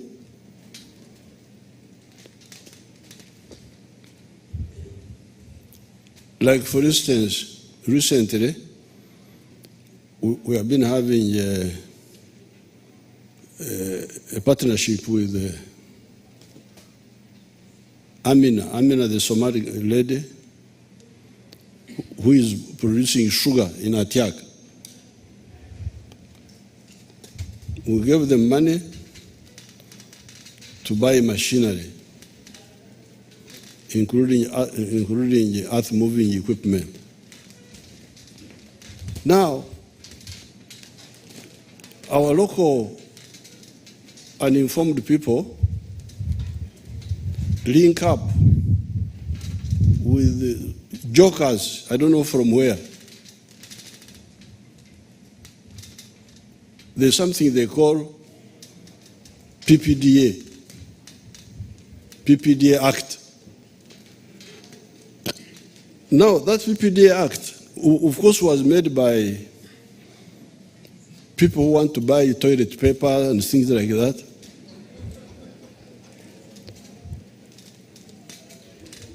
Which you advertise. Who is the cheapest seller of toilet paper? The toilet paper producers come and they compete. Now, these wonderful people will go and put it in industries. Industries are not toilet paper. The PPDA. We advertise. But what are you advertising for? Machinery for these factories is made by few people in the world. Like, for instance, even for things like earth moving, for me, I was aware that the makers of the earth moving equipment are two. Caterpillar in the USA and Komatsu in China, in Japan. Now I have been told that some other group has come up in China. There are not many. So if you are after industrial machinery, how do you advertise? Advertise to whom? You know there are few of them.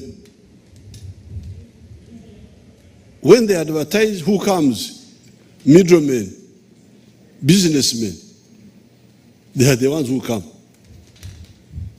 and sell you something which is made in one or two factories where you can go yourself. And they add now money, a profit for themselves. Or they give you substandard equipment. The manufacturers are not going to be reading this paper of yours, Monitor.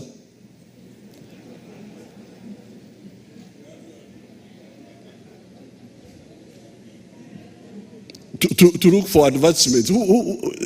A manufacturer of equipment like this one we are going to buy, how will he read Monitor? That he has read Monitor and he is going to compete to come here. He will not come. You are the one to go. You know who is making this equipment. You are the one to go to him. It's like military equipment. How many people are making jets in the world? When I want to buy a Sukhoi, or I don't advertise because I know who is making it. Or if I want to buy an F-16, the American one. So, these two players, the civil servants and the confused politicians, have sort of delayed us, but really now we are determined and we have had discussions. We are going to move. So therefore, I call upon the whole of the political class, especially the NRM supporters and the civil servants, to help us get out of this endoro, endoro, sleeping, but mundoro. That's how we say mundoro. Is that sleeping? Okukwebaka? Okay. Now, therefore, I want to remind you that our present struggle, as Musenero told you, I want this economy to jump from this 55 billion where we are now to 550 billion, and it can do it. Now, Musenero said they have checked and they have found who did it and who did not do it. They will brief us. In order to do that, there are the 4 dimensions. Dimension number 1, what we have already started. Abakorere kidabo kyonka, the ones who work only for the stomach and not for the pocket, must be persuaded to join the money economy. All the homesteaders must join the money economy. When we involved the UPDF, they were able to move from 68% who are outside the money economy. We are now remaining with 39%. These are the ones we are struggling with now, with the PDM and with the Mioga. So that is the dimension number one. That one must go on. Now, when all these join, what you're going to get is a lot of raw materials will be produced. You have already seen with coffee, we have moved from 2 million bags to now 8 million bags. And we are aiming at 12 and 20 million, and we shall achieve them. So therefore, that's where the second dimension comes in. Value addition. Value addition. That's why I'm happy to hear the person who spoke from Busoga here, the sugarcane growers who are already being supported by UDB. That's good, because they will not produce only this sugar for chai, but they can produce ethanol, and I'm glad that you are moving to blend it with the petrol. They can produce animal feeds for cows. The sugar industry here can enable us to have a very powerful dairy industry in Busoga, where people have got a few cows, 8 cows or so, zero grazing, fed with the grass, but also with the byproducts of sugar, because it has got a lot of energy in it. So that is the second dimension. The third dimension is expanding and deepening the services sector, tourism, hotels, entertainment, and all of that. But professional services, doctor, instead of going to be operated in India, those are professional services. And then dimension number 4 is this one here, the knowledge economy, where you use skills and innovation to produce products. So we have been funding these efforts. But initially, of course, we had a disturbance from the Ministry of Finance because they were not really supporting them fully. We were getting problems. I had, for instance, Dr. Muranga. I've been with her for a long time. I send her, they give her small. But why don't you give her enough money, what she wants? And, money. But you are squandering, you are losing much more money by exporting unprocessed coffee. You are losing billions of dollars each year. Why don't you see that? That's a big loss by, is it something called opportunity cost, something you lose because you didn't. It's very high. When you export unprocessed raw materials, instead of finished products, you are losing a lot of money. Then you have Auditor General. The Auditor General is auditing. Why don't you audit this value which is lost? Why have you never reported it?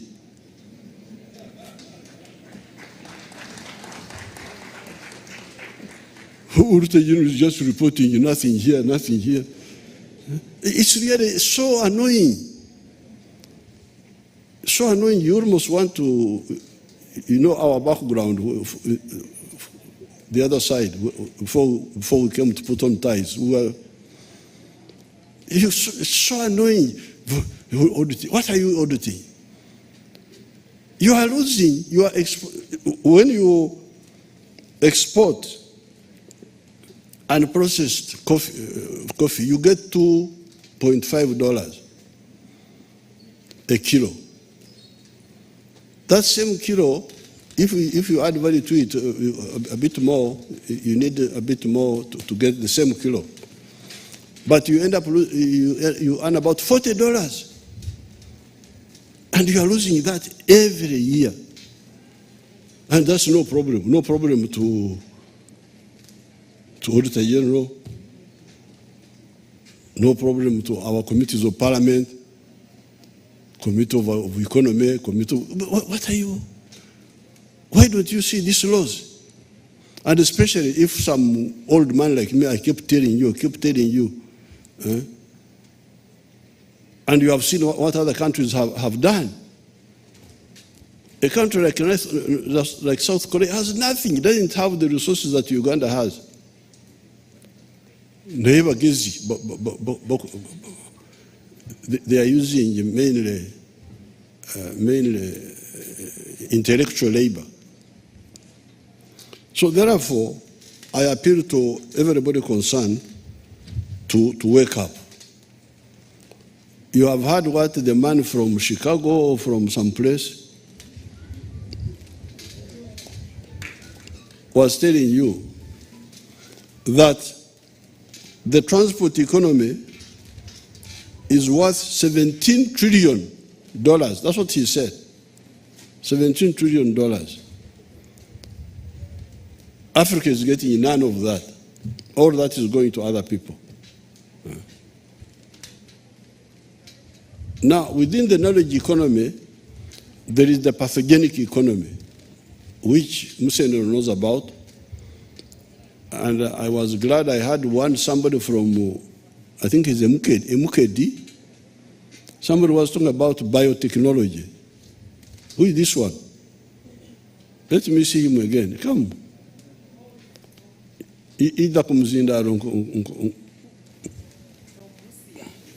Introduce yourself. Who are you?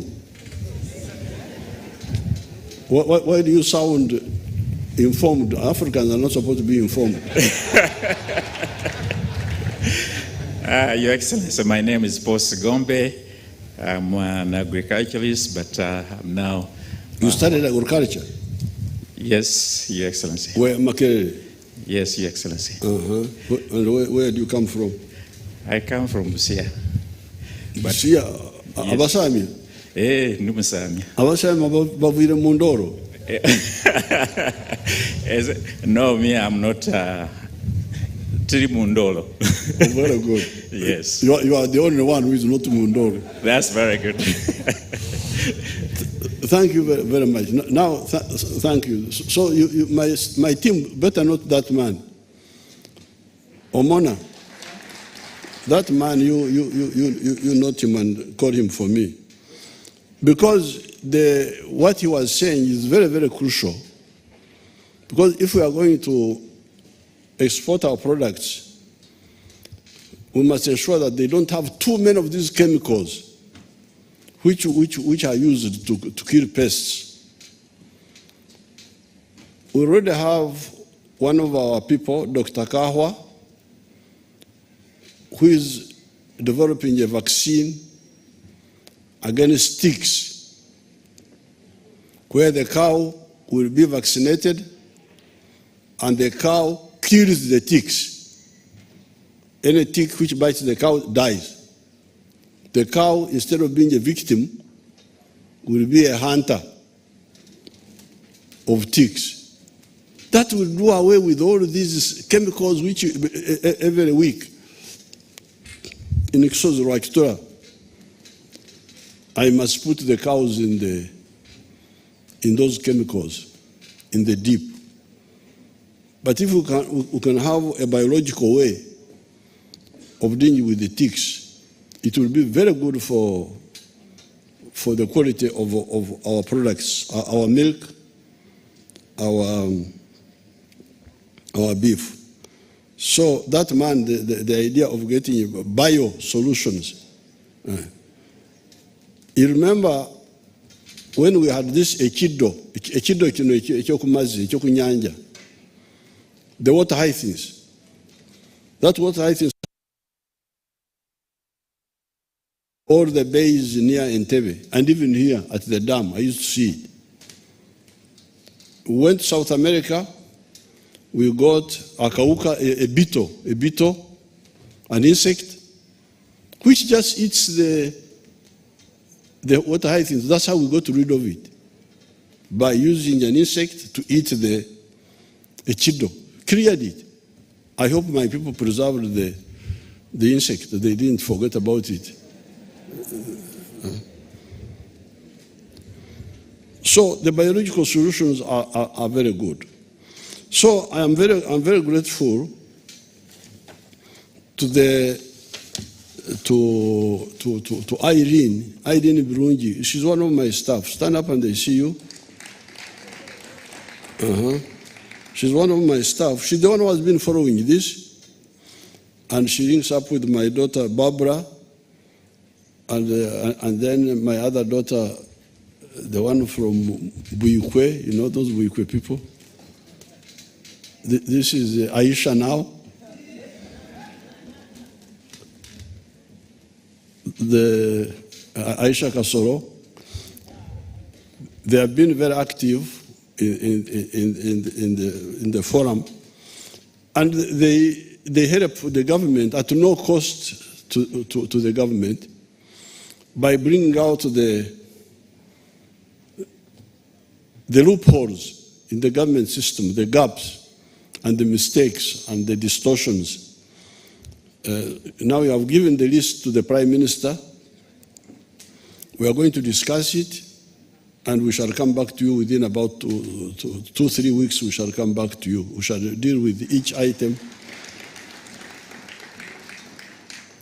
We shall deal with each item by item, each problem.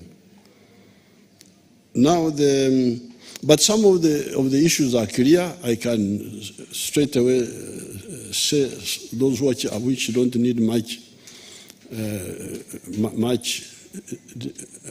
discussion, like the offtake. If you make the electric buses, the government will buy them for institutions,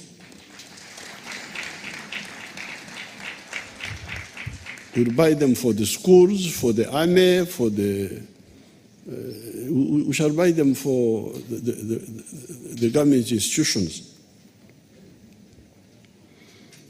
Now on the data sharing, the data sharing, you heard how somebody said, Bitcoin, okuva mu kitongole kino n'ogenda mu kiri bakusaba byebimu. Why don't those departments share?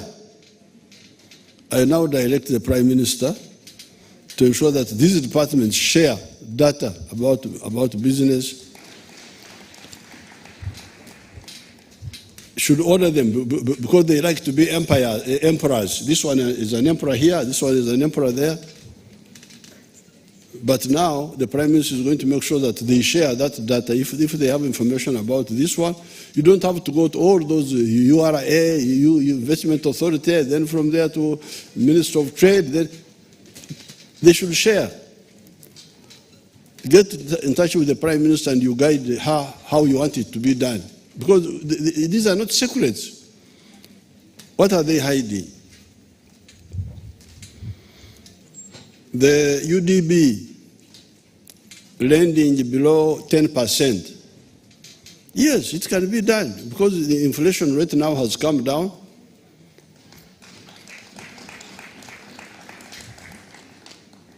In other parts of the world, people are suffering with inflation. You can check. All of them are bad off. Atena Bagamba, you remember I told you, when people were panicking, subsidized fuel. Fuel. Abantu bagenda mu night club nimbakwatirako. Bagenda mu bikeesa. Akasente kanandibadde nteeka mu kiira ninkateeka mu fuel ey'okugenda mu night club. Nze ndi muyeekera. Ekitali mu magoba sikikola.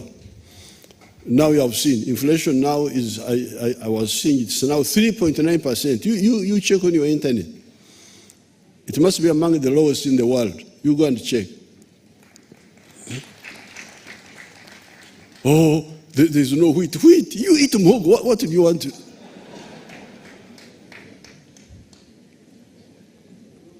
I don't eat wheat at all. I don't eat bread myself. I don't eat bread. I don't eat rice. abali emigati nebyo. If it's not coming, you eat our muhogo. You see, I am here. I'm now going to be 79. Ndi ku muhogo. Nakalo. Recently I was in Serbia, and me when I travel with my own food. Siriye bibi wanabinda abarabye ebyo munyanja simanye bikibya nze mbere mu rukora se ebyo sibiria. So I was in Serbia. I was eating my kalo, and the president said, "What are you eating?" I said, "Your Excellency, I am eating jakalo." Nkueko said, "Okay." The man enjoyed the kalo.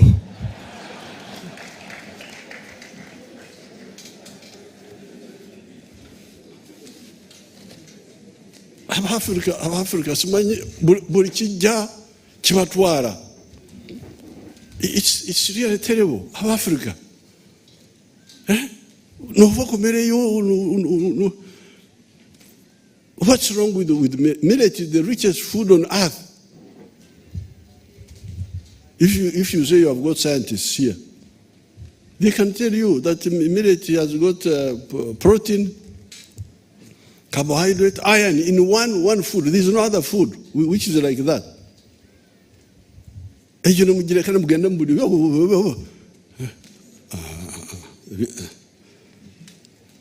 Now coming to Rebecca said she was going to work on raw material, intermediate product.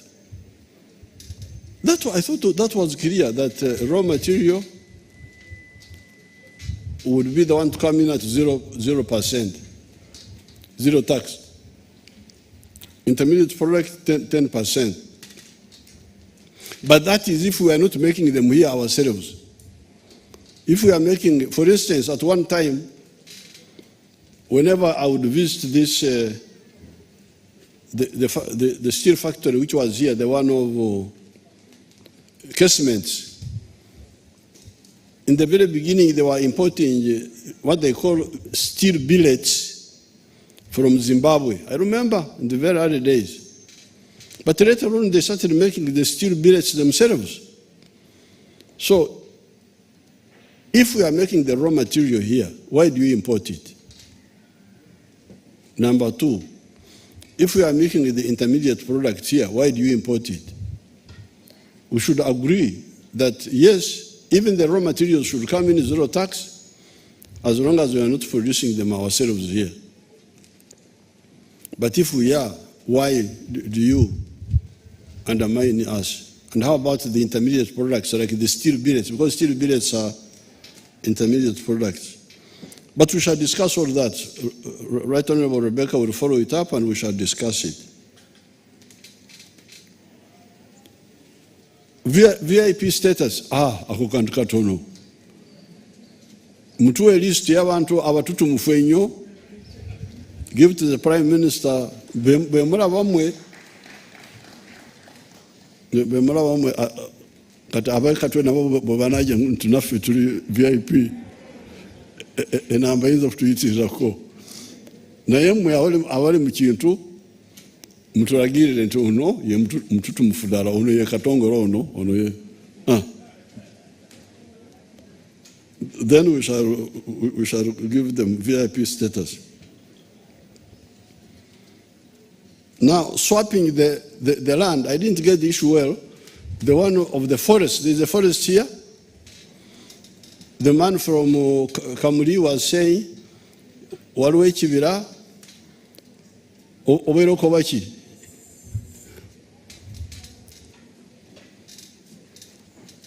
Did I get you into Walwe Chivira, Magara Muchfure Industrial Park, Chivira to Kisenguri to Kitwara Warara?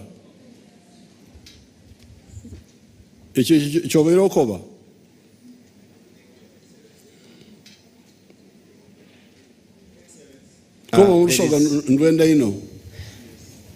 Your Excellency, wano waliwo ekibira Mutai Forest Reserve, part of which was degazetted to have this industrial So park. you want to negate all of it, and Tulikusaba- will you give me alternative land for Chibera somewhere? Your Excellency, Kamuli District Council yaikiriza okutuwa Chige tuizeeyo ekibira wano industrial park.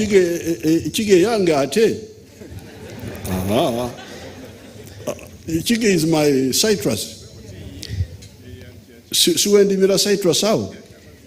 Ya citrus aye tulikusuubira okutamba macadamia and avocado to replace the trees. Ate nga ani Chige baba ya Kyabazinga. Whether Kyabazinga or not, whether Kyabazinga or not, it was for fruits. Yes, Your Excellency. Now this is a Chibera, which is a different role. Your Excellency. Get me some other land, not Chige, whether it is central government or whoever uses it should use it for maybe another industrial park there linked with the, not for Chibera. Chibera, get us some other land. Your Excellency, we can work around that as Please, long as the if you get me alternative land, then I will work on to negotiate this one. Thank you, Your Excellency. But I need alternative land for Chibera, not Chige. Chige is for citrus fruits. Citrus or any other land use which is around value addition. We can organize that, Your Excellency. President Yakobye aida kuikiriza Thank you.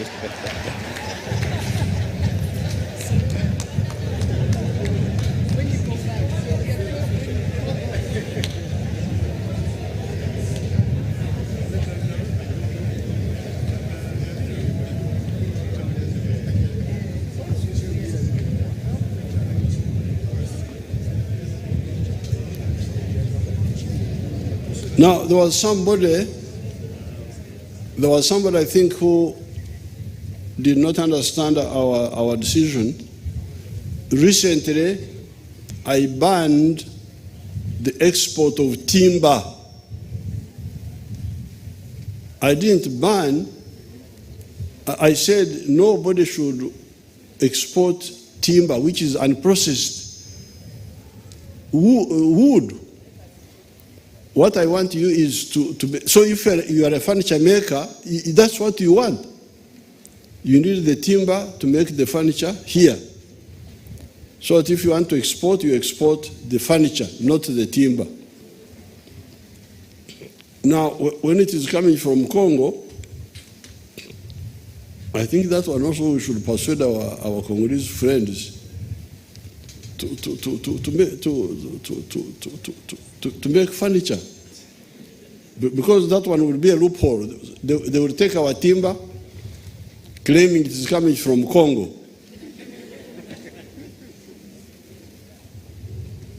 That lack of vision is what I cannot support.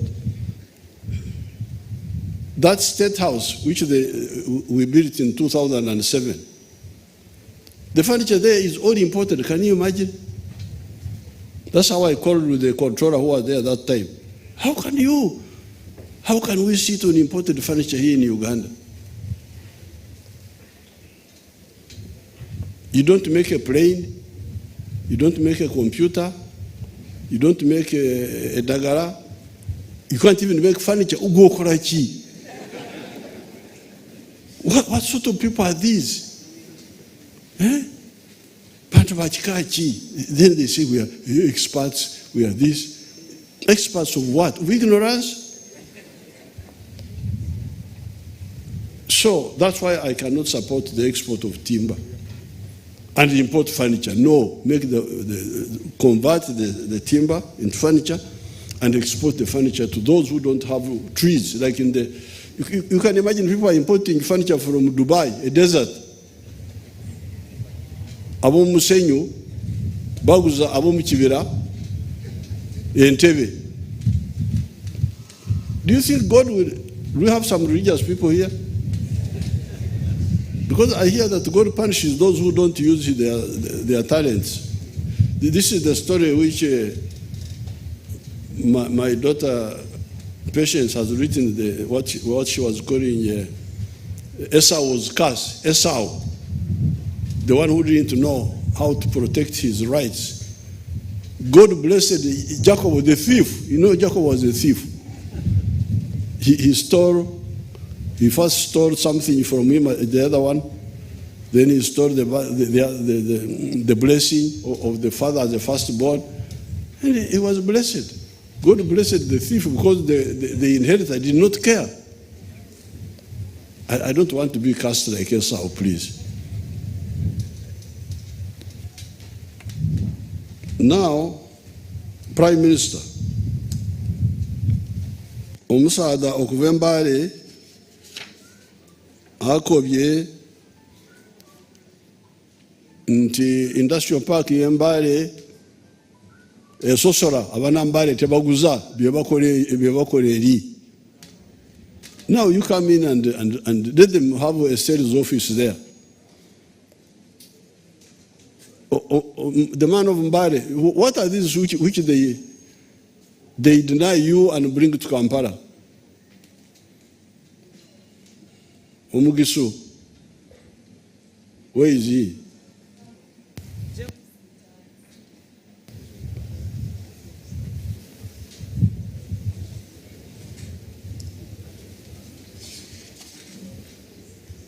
Your Excellency, all the production which example, I'm just interested in some examples. The products which they are making there, they are making flasks, TV, electronics. Oh.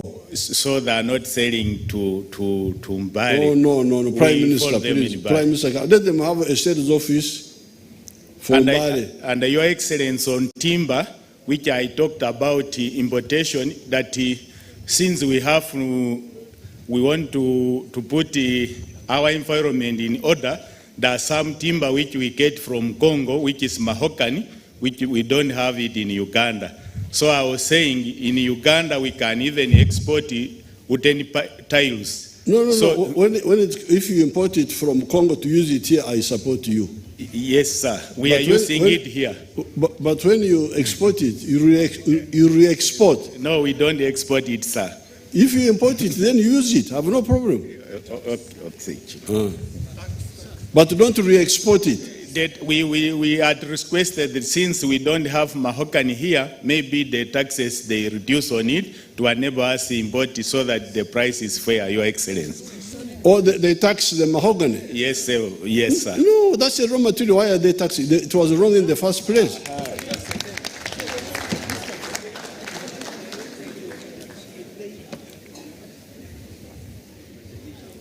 Prime Minister, you have heard that. Talk with that Mugisu man about importing timber from Congo.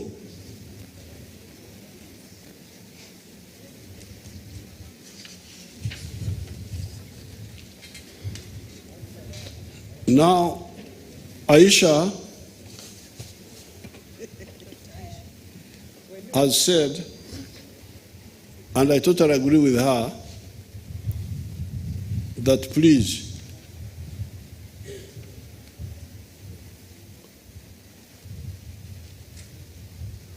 ndowooza omulamu akoba atumula nti bw'oba tomaiti ekintu kiveemu. She said, if these officials don't understand business, they should not be in those meetings. And I totally agree. It's not fair for people who don't know, because we are talking about industrialization. Now, for industrialization, you need either industrial engineers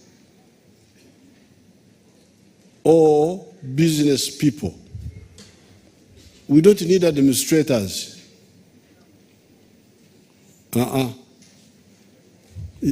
They should not be in those discussions. So those who deploy people, please deploy people who have the capacity to understand, because you waste the time of our private sector to have to interact n'abantu abateyizi omulimu gwe baliku. That's a very good point, which the government people should take very seriously. I'm very happy to know that our Karamojong young man and his friend, they are now manufacturing solar batteries and also making motorbikes, electric motorbikes. That's very good. I want more information on this. Give it to my staff because I want to see how to support them, and I can even come and commission that project.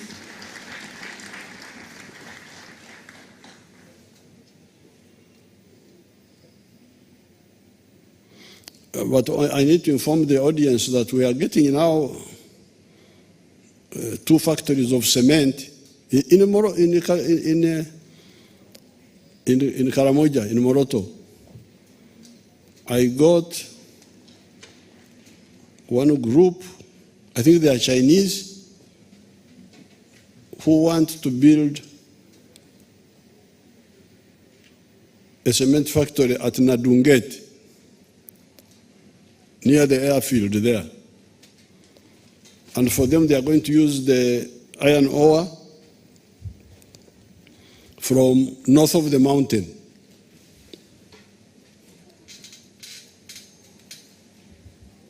And the Prime Minister should get in touch with them, make sure they get what they want. They want a dedicated power line. And I think they also want a better Maram road from Rupa, where the limestone is, to the factory. A power line and a good Maram road. So follow it up. Mbanchaliao, you know, that's how Africans speak, because they are never in a hurry. But I'm going to say, an Indian comes. He says, I want to build a factory in Karamoja. Where? The good thing, he was not competing with the Chinese. He wants to build the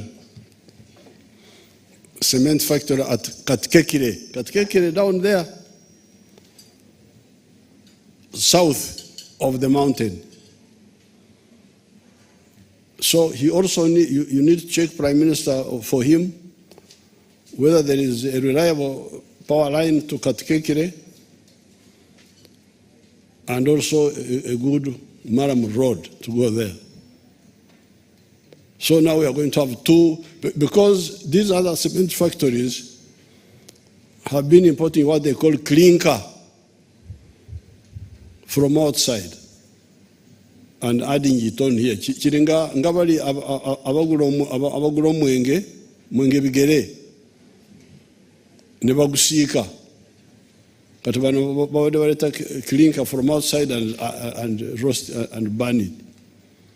So now we are going to produce all the clinker we need ourselves using those 2 factories in Karamoja. I'm very glad to hear about the hydrogen, the one Msenero talked about. So therefore, I want to conclude by thanking the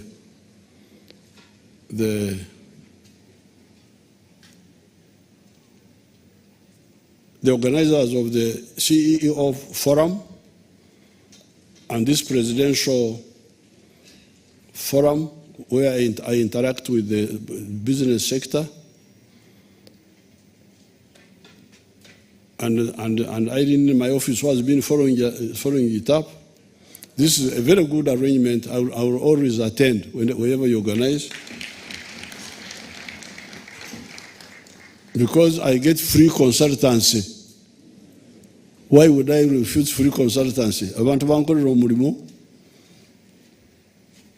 ndina okubasanyukira nti mwebale nnyo okunyamba.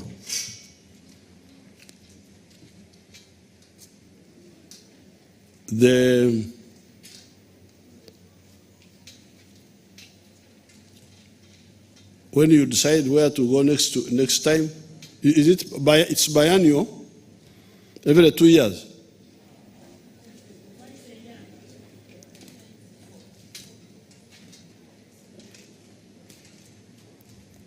Your Excellency, the last retreat, which was in Chove, you agreed that we make it a quarterly meeting. Quarterly, So, yes. That's too much. Half a year. Right now, we are doing a biannual, so we can as well continue with the biannual. Biannual means... Twice a year, Your Excellency. That's not biannual. That is 2 times a year. Biannual means 2 years. No, we meant twice in a year. Oh, okay. So every after 6 months. Half a year. Yes. Okay, let's maintain half a year.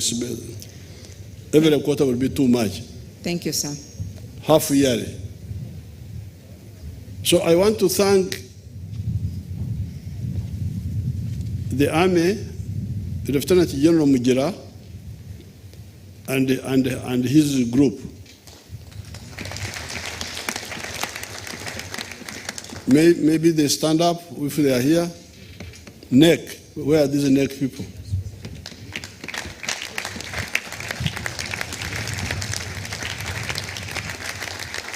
Abaneka abali wano, mje wano maso tubalabe. Njoo mbele hapa tuwaone.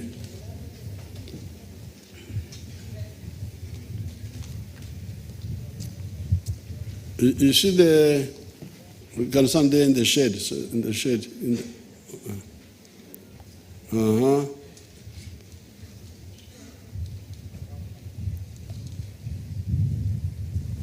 Maybe you go on the microphone and introduce yourself so that the people, these civilians, can see the potential that they have. You go to the Mzinda and introduce yourselves. What you do in NEC. Lieutenant General James Mujira, I'm the Managing Director, National Enterprise Corporation. That one is a lawyer. Major General Sabit Muzei, General Manager, Rural Industries Limited. What's your qualification? Biochemist. He's a biochemist. Engineer Bohanda Brian, the General Manager in Construction Works and Engineering Unit. Engineering in what? I'm a civil engineer. Okay. Major Chofa Paul Arthur, an electrical engineer, and I'm the head of the electrical works here. Very good. Your Excellency, I'm Katongana James, Public Relations Officer. Oh, you're poco. Sir, Major Engineer Geoffrey Kaima, I'm registered civil structure engineer. I'm the site engineer here, sir.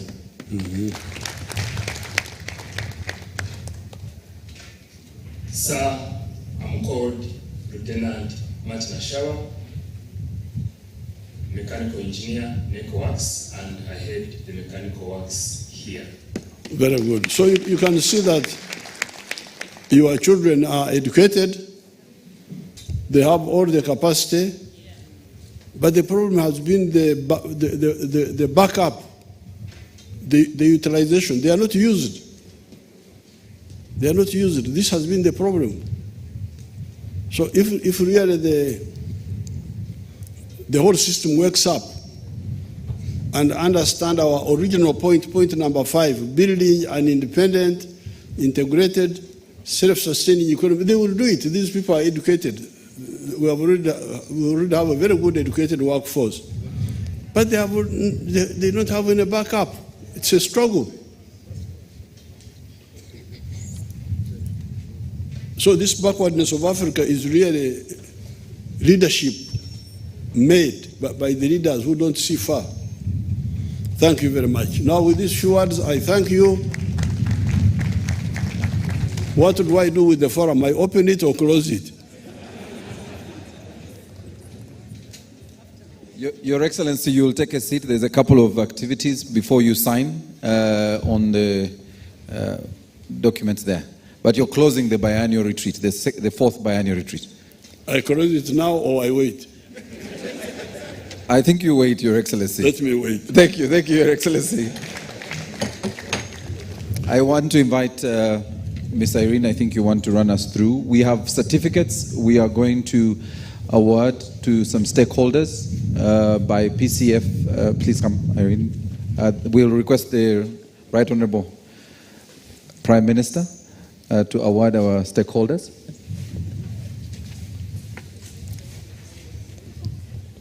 Your Excellency, sir, we thank you so much for once again giving the private sector the platform to be in position to exhibit the potential that they provide to the economic development of this country. Your Excellency, as you have deployed us to come and do the work of mobilizing the CEOs so as to enable them interact directly with government through the ministries, departments, and agencies. So all the achievements that were mentioned before were not done single-handedly by the Presidential CEO Forum. So we wanted, first of all, to appreciate the local participants, those who have been able to engage and give us room to visit them actually at their site of operation. And this is the only way, Your Excellency, we're in position to compile the primary data that informs the position papers that later on inform the policy papers.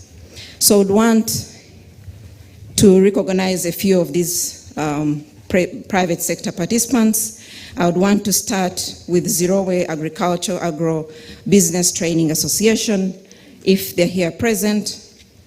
We would also want to see Mutuma Commercial Agency. We also want to present and recognize Kira Motors. We also want to recognize Tembo Steels.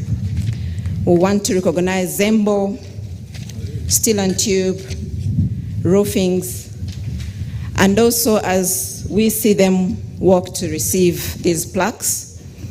And it is really in cognition of supporting private sector CEO Forum to champion the conversation of shaping this nation through the socio-economic transformation agenda. We also want, Your Excellency, to mention that we have had several issues that have been presented to your departments, head of departments, and they have sorted these issues in a space of either 1 day, 2 days, or a week. And this reduces on the traffic of several private sector in requests to come and meet with you, Your Excellency. And so we want to recognize Uganda Revenue Authority. We want to recognize Uganda National Bureau of Standards, if present, but also want to recognize URSB. Please, those who have received plaques, stay behind for just a group photo. URSB, Your Excellency, because we had the Eastern Region Conference, we did a pilot on 25 women who are operating under OWC in Iganga. And we found that one of the biggest hurdle or bottleneck was how can they be in position to access certification and be in the knowledge of knowing how they can champion their business. So we worked with Uganda URSB, who supported us with these 25 ladies to receive certification in just a week. But we had to first do a workshop in Iganga, and they're now equipped with knowledge. So that's the reason you will also have a group photo with them for purposes of ensuring that for every regional CEO forum that we conduct, we'll be able to look out for such groups that need support on legal issues that are even provided by PSFU at a pro bono service. So the other participant, I don't know if URA is here. URSB is here. Export Promotion Board has also supported us in profiling and getting some information on the normal products. But also most important, Your Excellency, is the Minister of Finance, Planning and Economic Development, as well as Minister of Trade, because everything that we do with the private sector really is in line with Minister of Finance, Minister of Trade. So we thank you so much. They will get a group photo, and then the 2 plaques for signing. The one is the biannual now that you have guided us. We'll do the half-yearly CEO forums, and the next one will be in the north, and we'll have it in Gulu. We will be guided by you, Your Excellency, where you'd want the venue to be. Then the other one will be the Presidential CEO Forum Trade Legal Desk. That is what we have labeled it. Thank you, sir.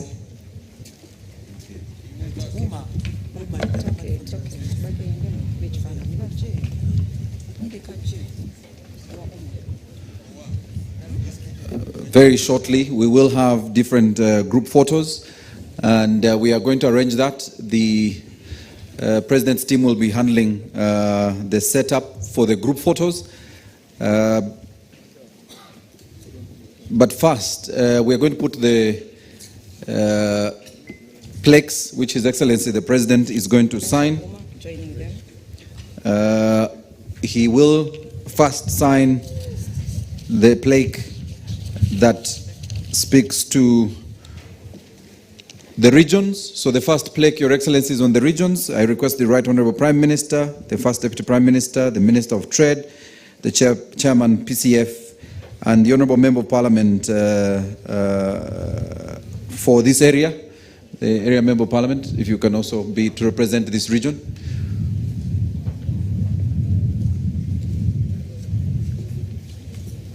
We will get you a mic. The area members of Parliament, my apologies. I know there's a woman member of Parliament. We'll get you a mask on your way. There should be a team to the MPs. And please note that for all the categories, for the group photo that will happen a short while later, you will need a mask. If you don't have one, we'll find you one. There is one. Honorable Minister, there is a mask there. As we do this, I want to request the protocol team to handle the chairs for the big photo. So that very first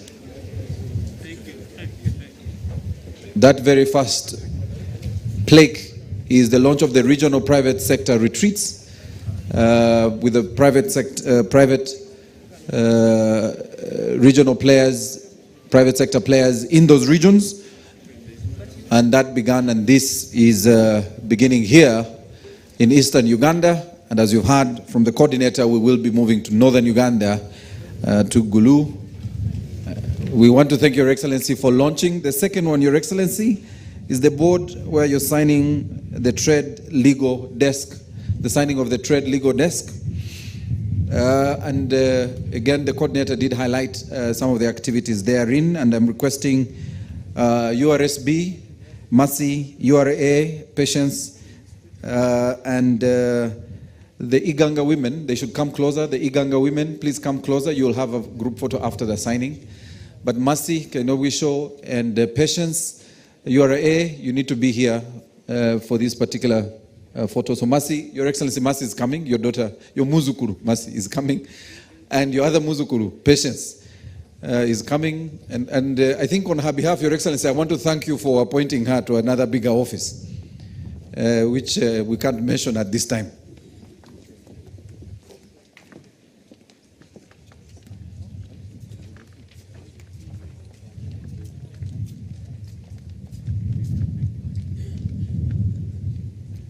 All right, so the women, you're going to go on the side for the photo. These are the women entrepreneurs, Your Excellency, that the coordinator spoke about. The dipstick that was done by URSB on the support these women need for traceability. And we want to appreciate the 25 who managed to represent the others that are here from Iganga. And these are your entrepreneurs under OWC, Your Excellency. Again, we want to thank you, Your Excellency, for gracing this. Now, finally, may I request all the honorable ministers to join? We're going to have the group photos now. The honorable ministers, if you could join, we'll have a photo. The honorable ministers. The first photo, The rest of us can come back. The women, please come. We'll only keep the ministers and the chairperson and vice chair of PCF. So the very first photo as we organize is with the ministers.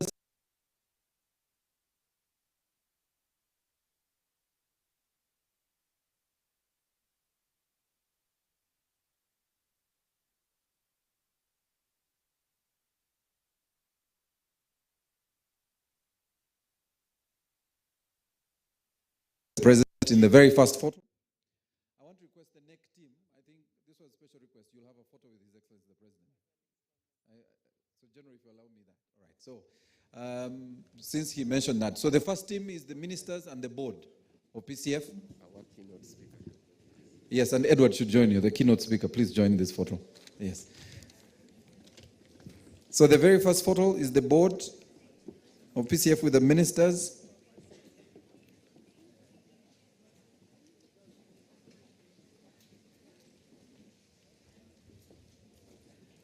We'll ensure you all have masks as you join for this photo. And then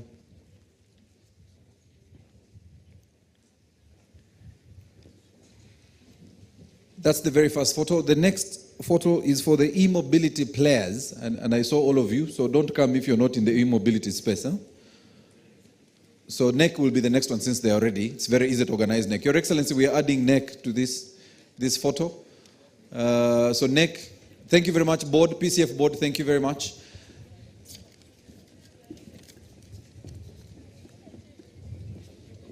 Your Excellency, this one is with NEC, your team from NEC, and immediately after that we'll have the e-mobility team. So e-mobility team, if you could get closer.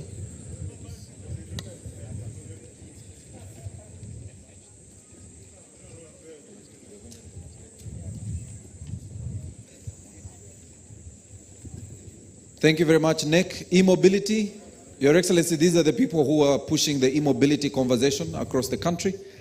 We have a lot of young people involved in this sector, and this conversation was really about them and how we are able to facilitate them. And we shall provide masks for all of you who are joining, so please have your mask on if you're joining for the photo. All right. This, Your Excellency, is the e-mobility team. These are the people who are driving the production of our electronic vehicles and the components of that and the new technologies space. All right. And finally, the MDAs, the heads of the MDAs who are here, please come. The heads of MDAs, very quickly. The Excellency has just one. Heads of MDAs, we have URA here, URSB, ERA, UEGCL. Your Excellency, the generators are all here. Uganda Electricity Generation Company, Engineer Harrison is here. NEMA is here, Your Excellency. Professor Kwesiga from URI, as your very own. Uganda Export Promotions Board. Your Excellency, all the key players in this conversation we are having today are here. Of course, NPA, UDB, Uganda Development Corporation, and our very own PSST. So all these are the key government agencies and departments that are supporting e-mobility. Oh yes, Uganda Investment Authority, Uganda Development Bank, NSSF. Your Excellency, all of them are well represented in this photo. Thank you very much, Your Excellency. We appreciate Your Excellency for joining us. We'll all be upstanding now, ladies and gentlemen, for the anthems. But first, Your Excellency, you have to close. Then we have the anthems. Yeah, before I close, I need to point out that the 40 billion for Chira Motors to finish here, we shall get it. I've already talked to the minister.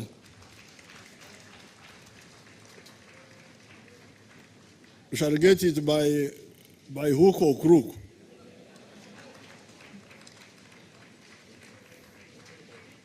Now, regarding the